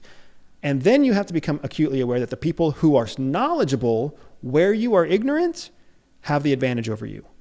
they can shape your knowledge, they can shape your opinions, they can shape your feelings using messaging and narrative, because you won't even know that there's an alternative. Once you have those two things in place, once you understand that you're ignorant, and then you also understand that your ignorance creates a vulnerability that other people can exploit, then you have, hopefully, enough self-respect to start chipping away and becoming less ignorant in different areas. I mean, you have said this at least a half dozen times. Read this book, look this up, right? Take a look for yourself. You've said those words in our conversation.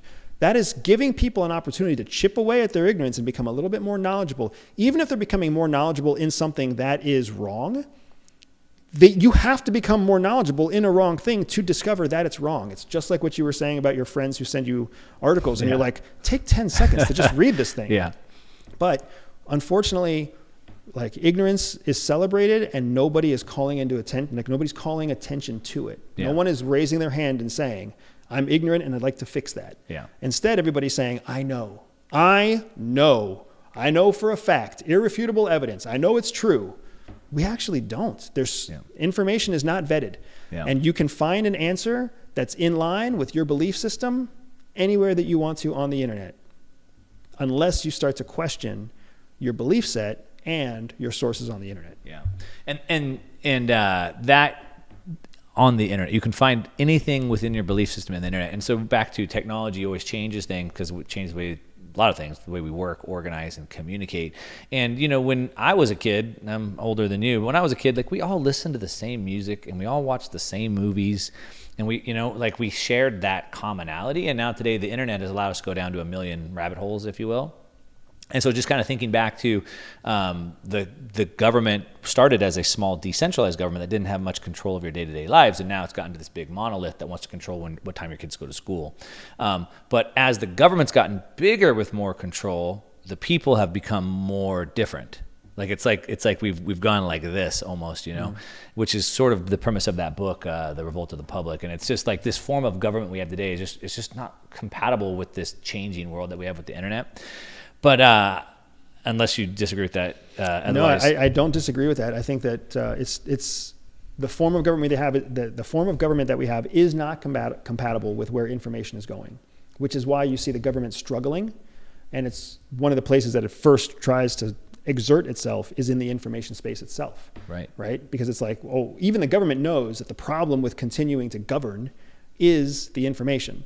So now it's trying to find a way to stick to its promises of freedom of information, but also cultivate sources of information that are responsible.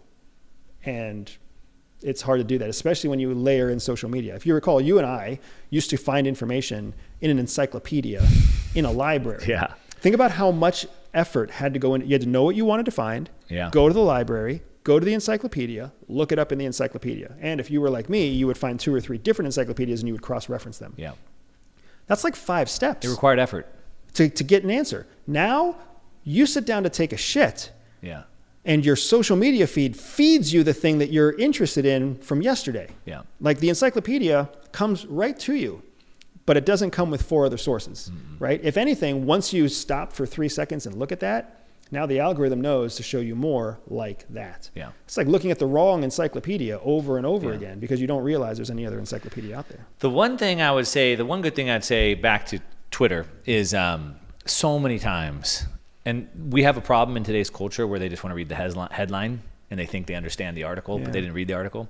But if you take time to read the article, a lot of times you can see through the narrative and the opinion. But back to social media, so many times I've seen someone put something up on Twitter. I'm like, wow, that's good. I never thought about that. Oh my gosh. And now my whole brain's going that way. And then I start to read the comments and it's like, debunk. And I'm like, oh, I didn't think about that. Right. And so that crowdsourced information is pretty powerful. I've caught myself more times than I can count. Wow, that's good. Oh my gosh, I didn't think. So I think that crowdsourced information is powerful. But I want to get to, I know we've been going a long time here.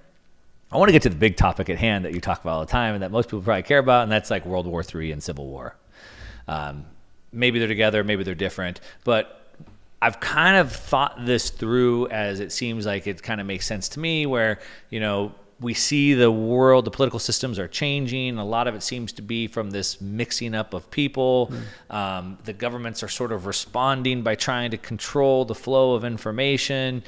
People are getting more divided than ever. And it's not just the people that are getting divided. The global homogeny is getting divided. And now Russia and China are doing their own thing, but together, and the rise of the BRICS, and they want to do their own currency. And like, back to the pendulum swinging. And so the rise of this World War III seems to be the big topic at hand. And I'm somebody, I told you I was born into an Air Force family. My dad's a vet. My grandfather was a vet. I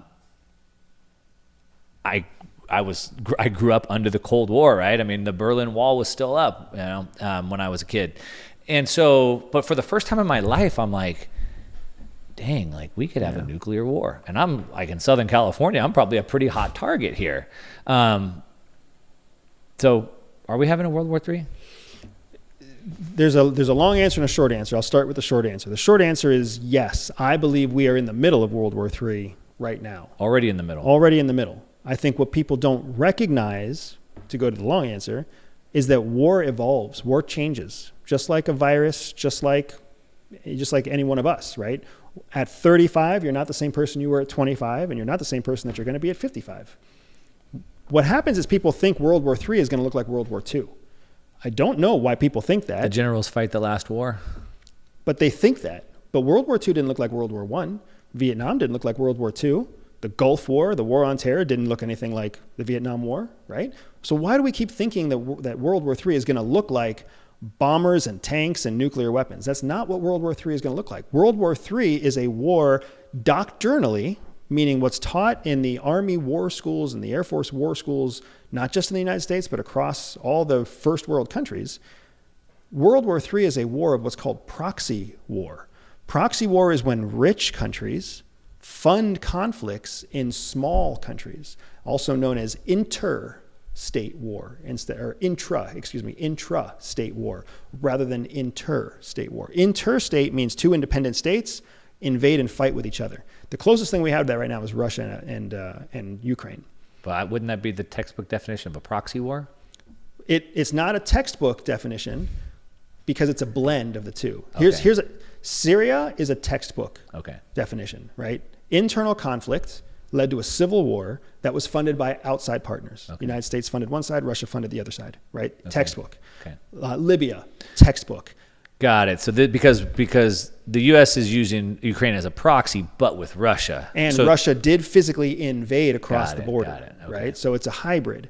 But you're exactly right. Like what we're seeing is that starting with the war in Afghanistan, we started to leave the world of interstate war, where we invaded Afghanistan, and we started to go into a world of proxy conflict. Yemen was a proxy conflict. Syria was a proxy conflict. Libya was a proxy conflict. And we continue to keep seeing them happen. And that's just the United States.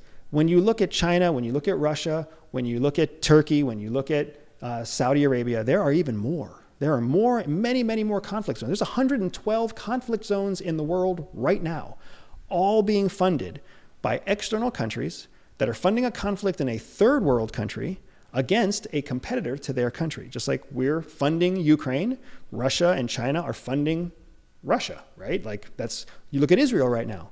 Israel's struggling because the conflict was a very convenient proxy conflict against Iran, because Iran was funding Hezbollah, the United States was supporting Israel, but now it's gone out of control.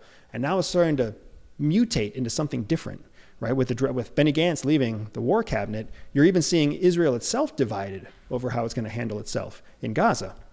So we have this evolution, this transformation of the battlefield that will become the next version of the doctrine that we teach to our military generals of tomorrow. So I argue that World War III is already happening. World War III is a war of proxy conflict, and that proxy conflict is how rich countries can tell their populations, we're not at war. And what is Biden telling us every day? We're not at war. We're not going to war. We're not in a conflict. To hell, honestly, of course we are. We are sending our weapons, our surplus to Ukraine. We are sending our advisors to Europe. We are sending our special operations to Asia to train on the shores of Indonesia and Thailand. Yeah. within striking distance of China. Of course, we are 100% in the middle of a global war of power and influence. Just because American soldiers aren't dying yet doesn't mean that they're not going to die as soon as China makes a move on Taiwan and the United States decides to send a friggin' naval cruiser through the Taiwan Straits. We're dangerously close to being part of a hot conflict again because our government is sending a narrative that is not true, right? We are absolutely in a conflict right now. It's just a global macroeconomic conflict that can very easily be traced to physical conflict if you understand the concept of proxies. I want to dig into that. But I would just say real quickly, the Biden administration is telling us we're not at war, not at war, not at war. And everyone's like, we're at war. And this kind of goes back to the censorship piece and controlling that narrative. Like now they could say there's no storm going on, but someone on Twitter's like, I'm here right now. Look, there's a storm. Right. And so it's like, and then even more like when you have a business partner that is caught embezzling or your wife cheats on you, like that trust is gone. And like we've just seen dozens of examples of the government's just flat out lying, just like completely exposed. And so back the Biden example of this is that. But just I think this morning I was looking at some headlines before we jumped on, and now a bunch of NATO countries are sending jets, and I believe the first F-16 actually did a strike on Russia. Yeah. I mean, so it's a proxy war, not a textbook example because Russia's in, but like we're like inches away from it being a hot war between the U.S. and Russia. Correct, and that's a major problem, right? When you look at the policies about Ukraine are ridiculous policies. I understand strategically why there's so much focus from the American administration on Ukraine, but the narrative doesn't hold up. Defending Ukraine because Ukraine is a democracy is a flat out lie. Yeah. If you want to be honest, say we're defending Ukraine because we're looking for a way to bleed Russian capabilities. We're looking for a way to put pressure on the Russian economy, not that it's working. We're looking for a way to gain control over mineral resources that only exist in eastern Ukraine that have always been accessible to the US government but are no longer accessible because of Russia's invasion. Let's be honest. Instead of trying to say that we're protecting democracy when we're not. Ukraine is not a democracy. At best, they were a developing, struggling democracy that was still extremely corrupt. Yeah, and that's what it really was. And that's what it's been since the beginning. Now, as we continue to escalate, and really the escalation started with the Brits allowing their missiles to be used across Russian boundaries. Now with Biden allowing missiles to strike in the Kharkiv region across Russian boundaries, now that gives Putin a chance to say that any weapons that he launches from Russia can be used against non-Ukrainian targets. Like this is an escalating conflict that is unnecessary. It's a stereotypical example of what's called the security paradigm, where one country takes an action and then the other country has to escalate it by 5%, and then the next country escalates it by 5%, and you just have this constant saber rattling that gets us closer and closer to the Cuban Missile Crisis, right? Yeah. Well, didn't they just send a tanker over to Cuba? Aircraft carrier or something, I think. And this is all part of a larger problem, right? It's breaking the rules of proxy conflict, which is escalating us more towards traditional conflict, and traditional conflict is bad for everybody. So I don't know how this will end, but I know that I flat out disagree with what we're doing. And I can only hope that whatever our senior administrators are doing, they're doing out of some sort of insight that they have that we as the American public does not have. Because if they get us into a hot war with Russia, I don't know what on earth would prevent China from immediately going after Taiwan. I talked to Dr. General MacArthur, and he thinks like that's a foregone conclusion. Like he doesn't see that. I hate to put words in his mouth. You can anybody go watch the interview I did with him, but I pitched that to him and he's like, that's not how I see it at all. Like Taiwan wants to go with China. Most of their country is pro-China. Like that's going to happen and there's nothing the U.S. is going to do about it. But that's his opinion, so I don't want to go dig into deep and force that. But just kind of going back to the situation at hand here, it was almost like, what did you think was going to happen? Because if you're going to, when Nancy Pelosi Adam Schiff, whatever, they went over there just when the Ukraine started. They said, we're committed 100%. So what does that mean, right? Because like that means you're committed. U.S. is there 100% until Russia's gone, but they have nuclear weapons, and if they're gonna die, like if I'm in a corner and I'm about to die, why? That's the whole point. I have the nuclear weapons in the first place, right? So it's like if you're gonna push someone that far, that's the end result. So anyway, like I said, when I framed that up, it's like for the first time in my life, growing up under the Cold War, I'm like, wow, there's actually a threat of nuclear war. And I've seen you make a couple videos have run with the headline like "Leave here before 2030." Is that why you're saying that? Absolutely, yeah. I don't. There are two types of people really in the world. There are the people who will stay and fight to create the thing that they want. And then there are people who will leave a conflict zone and let it figure itself out while they take care of higher priorities. I am the latter of the two. I am the kind of person that's like, the United States it's fucked up right now. It's messed up. It doesn't know what it wants. The people are largely ignorant. The government is trying to encourage and keep people ignorant. And then you have this commercial overlay that's capitalizing on the ignorance. So just like you and I were talking about incentivizing, everything about us is incentivized right now to keep us stupid and uninformed and irresponsible, which means lacking in self-respect. I have a 5-year-old, I have a 6-year-old now. I have a 6-year-old and an 11-year-old. When I look forward 5 years, I will have an 11-year-old and a 16-year-old. What's our fucking country gonna look like when they're at those core developmental years? And I, as their parent, am the one responsible for putting them in an environment where they can learn appropriately. If I have to live here, I will find a way to live here and manage the appropriate self-respect that they need to grow into contributing members of a future society. But if I have a choice not to live here, why would I not exercise that choice? I've done my fighting for the United States. I've done my fighting with the Air Force. I've done my fighting with the CIA. I contributed to building part of what we have become, even though my hope for what we are right now was never what I fought for. But I'm not about to make my kids and my wife pay the penalty of staying here while they figure out what to do next. Yeah. I can just as easily go to Central America. I can just as easily go to East Asia. I can just as easily go to Latin America. I can go to the Middle East. And I can sit back and watch from a distance as the United States transmorphs into whatever into whatever becomes that I either appreciate or further insulate myself from, right? I understand not every American has that choice, but what's fascinating to me is if every American had that choice, I wonder what they would choose. I wonder how many would actually choose to stay and fight and try to transform a government that they know they can't control, and how many would just say, fuck it, I'm out, I'm gonna go build my empire somewhere else and take care of my family and my people and do my thing somewhere else and watch and see what happens here.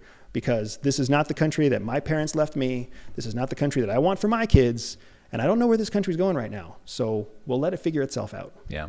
Are you familiar with the story of the remnant?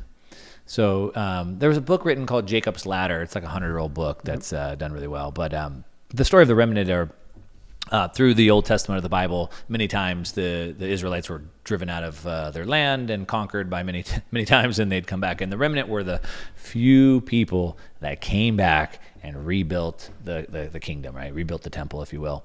And so it's kind of like, hey, we can leave and we'll be the remnant. We can come back and build this thing as it was, but somehow we have to preserve that remnant to like rebuild it. We need the seed or something like that. But I'm curious, that decision that you make, is it more... Is it more because you want a better environment for your kids to grow up in? I think that's the case that you made. It's not fair for your kids and your wife to have to go through that. Is it more so they could grow up in a better environment, or is it for their safety? It's for opportunity. Okay, opportunity more than safety. More than anything, not yeah. safety so much. I mean, to be honest, most parts of the world are less safe than the United States, right? Like, I know we as Americans think that that's hard to believe, or Europeans think it's hard to believe that they're less safe than here in the United States. But the truth is, in my experience traveling the world, the United States is one of the safest places you can be. But I didn't know with like nuclear war or civil war or anything like that. Yeah, so I mean, I'm not worried about those. I think both nuclear and civil war are relatively low probability. Okay. The fact that they're probability at all is frustrating. Yeah. But at least they're low probability versus something like a police state or like a martial law, right? Those are much higher probability than civil war or nuclear holocaust. But nevertheless, what I'm thinking when I talk about leaving the United States is supposed to be the land of opportunity. That's not what it's become lately. It's become a land of better opportunity than some places in the world, but there are other places in the world that just offer more opportunities than the United States, especially to people who have an entrepreneurial skill, a technical trade, any kind of advanced education, right? You have opportunities in other parts of the world that are far superior than what you have here in the United States. Yeah. So do I get it when a Mumbai doctor who can't make more than $1,000 a month leaves Mumbai to come to the United States and drive a taxi for $2,000 a month? I get it. He's following his opportunity.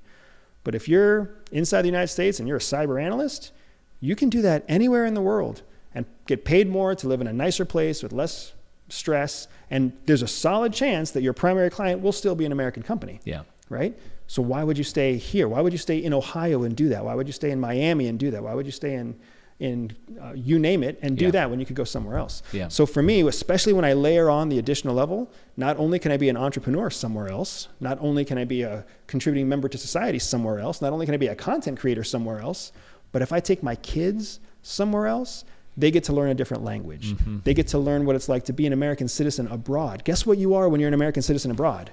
You have tons of opportunity. More opportunity than you do when you're an American citizen in the United States. Because in the United States, you can only go to the school in which you're districted. You can only get, support on Monday through Friday, yada, yada, yada, yada, yada. Whereas an American in Romania can get basically anything done for $100. Yeah.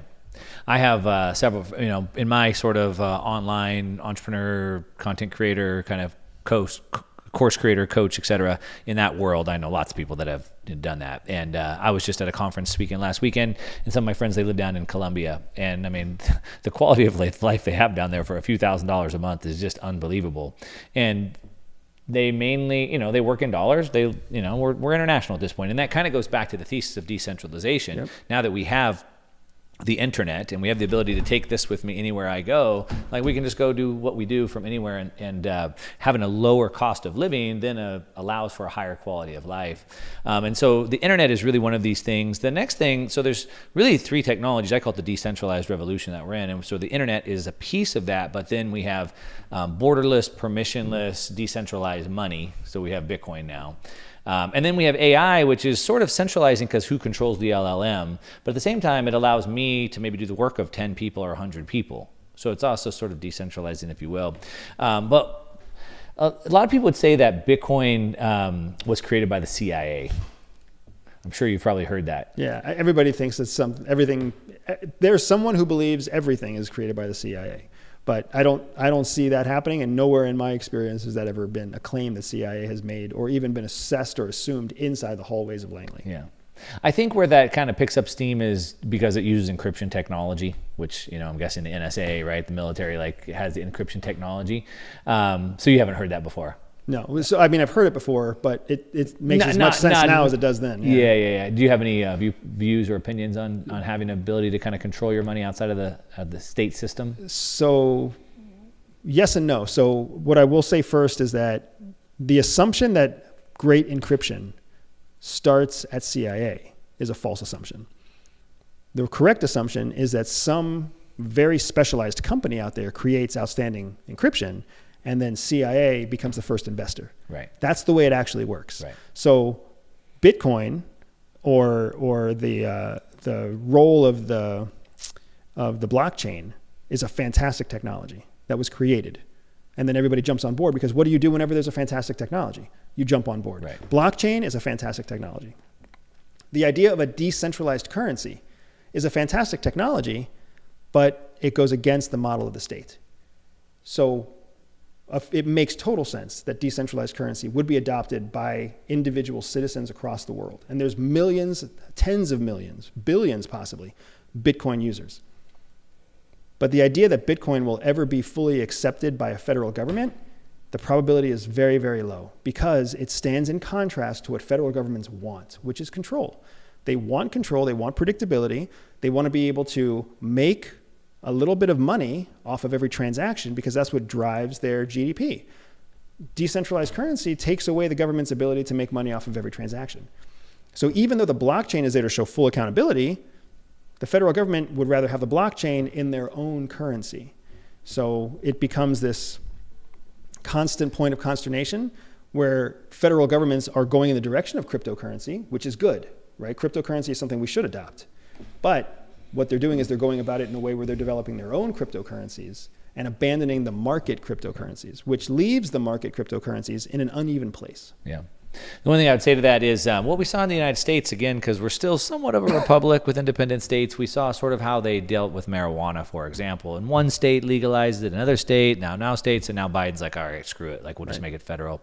And what we've seen now is about a half a dozen states have gone in and protected Bitcoin under constitutional law now. One state, the next state, now we have about 6 states. And then just, I think 2 weeks ago or 3 weeks ago, the U.S. House passed a bill to protect the people's rights to use and own Bitcoin. And so it's a pretty big step. I agree. I think the other thing is that, for better or worse, probably most likely worse, the lobbying industry. And, they're the ones that are sort of writing the laws. And the financial institutions now, BlackRock, et cetera, they're making billions of dollars off of this asset. And so the chance of them seeing the government just make it illegal seems pretty slim at this point. Well, I've never said anything about the government making it illegal. Oh. Yeah, I was saying that they're not going to adopt it as a mainstream currency. currency. Yeah, of course not. Yeah, no, of course not. I don't think they're going to outlaw it. Right, I don't think they're going to make it illegal because at the end of the day, even if they did make it illegal, it still exists. Right, exactly. Right? But whether or not your Bitcoin is or your cryptocurrency of anything outside of a government-backed cryptocurrency, whether or not it will ever become something that you can literally use in the mainstream world to buy everything from milk and eggs to an Amazon order, right? That is a point of question that I would say is not yet defined. Yeah. I know it's about time to wrap this thing up. We've gone a long time. I wanted to talk about some of your CIA spy stuff so we can get that plugged. I know you're wearing your shirt, Everyday Spy. And I can just tell how, it must be really good because I can just tell the way that you think through these problems. And obviously you were recruited by the CIA to help them with this. So maybe tell us a little bit about, why you created this. Was it to help people kind of have some of these models to think with and have better control over their life? Yeah, that's exactly it. So there's a misnomer at CIA, and I think you even said it when we first started, that they go out and they find these gifted, talented people, right? They go out and they find smart people. They go out and they find, that's not how it works. Nobody is born with the skills that you need to be a spy. You don't have them, right? You have to be taught them. Yeah. What CIA has done is they have found a way of teaching pretty much anybody to learn the skills because they need a wide range of people, right? If you think about it truly, in order for CIA to operate in an Arab country against a female target, they need somebody who can blend into an Arab country against a female target, which basically means they need an Arab female. If you want to blend into an African country that's predominantly dark-skinned, black individuals, then you need to send someone in who can blend in. In Asian countries, in Latin American countries, if you want someone to make friends and steal secrets from somebody who is handicapped in some way, if you want to steal secrets from someone who's autistic, right? You have to have people that can fit all of those roles, fit any operational role that you need. Well, you're not going to find Yale and Stanford graduates of all that different type of diversity. Right. What you can find is any normal person who shows a certain level of cognitive ability that demonstrates that they can learn the skills fast. But here's the thing. Cognitive ability means you can learn the skills fast. Lower cognitive ability does not mean you can't learn the skills. It means you learn the skills slower. Okay. So CIA has learned that the trick to making spies, which is really the trick to making covert operators who can get magical, magnificent things done in short periods of time, the trick is just how you teach them. Anybody can learn anything. It's just a matter of how you teach them. So CIA is built on this educational framework of structured process and systematic training, right? A system that's called educate, exercise, experience. When you follow those 3 E's, when you teach somebody what to do, let them exercise what they just learned, and then give them a real world scenario to experience what they just exercised, knowledge becomes permanent. So when I left CIA and I went into the everyday world and I started working at a pharmaceutical company, I was shocked because there are so many smart people in this company that couldn't get shit done. Yeah. And I had no experience in pharmaceuticals at all. And I was able to pick up and learn what they were doing and what I was doing and how to make both their job and my job more efficient just by using the frameworks that CIA taught me. So it was during that process in the commercial world where it clicked. And I was like, if I can succeed in a matter of 6 months in a Fortune 7 company using spy skills, why couldn't everybody use spy skills to succeed? If it's just a matter of teaching people how to learn quickly, I can teach them that. I can teach somebody that in an afternoon. And that's where Everyday Spy came from. So skills for what, though? Skills just to learn and adapt? So it's... Like, I mean, who's like your ideal client, and what are you actually helping them achieve? Absolutely. So the most dangerous part of a spy's life isn't actually the operation, it's everyday life. When you're living an alias and you're planning to carry out some dangerous covert operation, the dangerous covert operation part, you practice that 1,000 times. It's flawless. It's everything else that's dangerous. It's signing the wrong receipt in the wrong name. It's pulling the wrong credit card. It's driving your car the same way every time you go to work. It's who you call on your phone. It's forgetting that you can't log into that email address using this phone. That's the kind of stuff that screws us up. Yeah. So everyday life is the most dangerous part for spies. So the vast majority of our training goes into how to manage everyday life, social situations, personal situations, professional situations, how to get ahead with your boss, how to gain trust, how to build a network, how to influence people, how to get what you want from people who don't trust you, how to tell if someone's lying to you.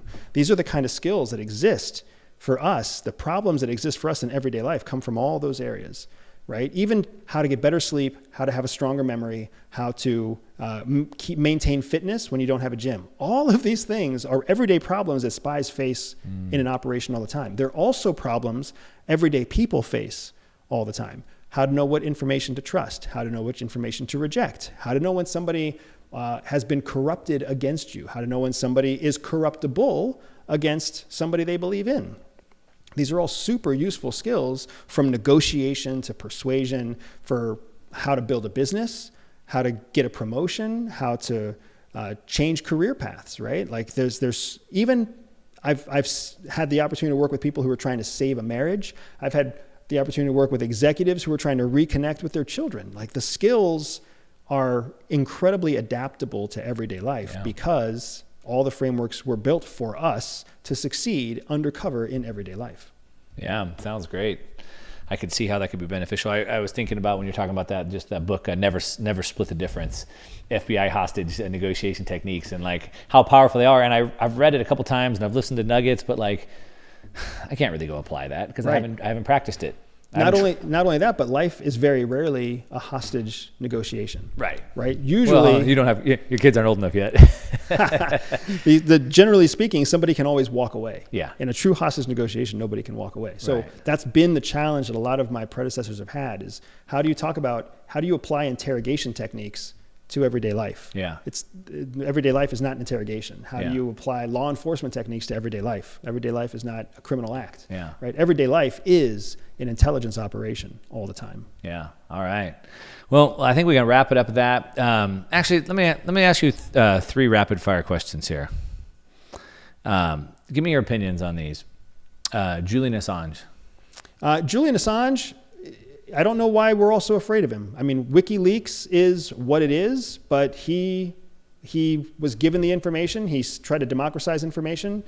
He's a wanted, hunted man for the sharing of secrets. But I mean, he didn't break a law as a citizen of the land. Edward Snowden. The exact opposite. Edward Snowden was an American citizen who stole American secrets and sold them to American enemies and has been on the run ever since. He went about doing the right thing the wrong way, and he's demonstrated by his partnership with all of the adversarial countries against the United States that his alliance really has never been to the American people. It's always been to Edward Snowden. What about Ross Ulbricht? You know who that is? I don't know that name. The founder of the Bitcoin platform Silk Road, who's facing like 10 life sentences. But you don't know, so that's fine. Okay. Well, that's it. I think we'll wrap it up. A lot of good stuff there. The one big takeaway I have is just an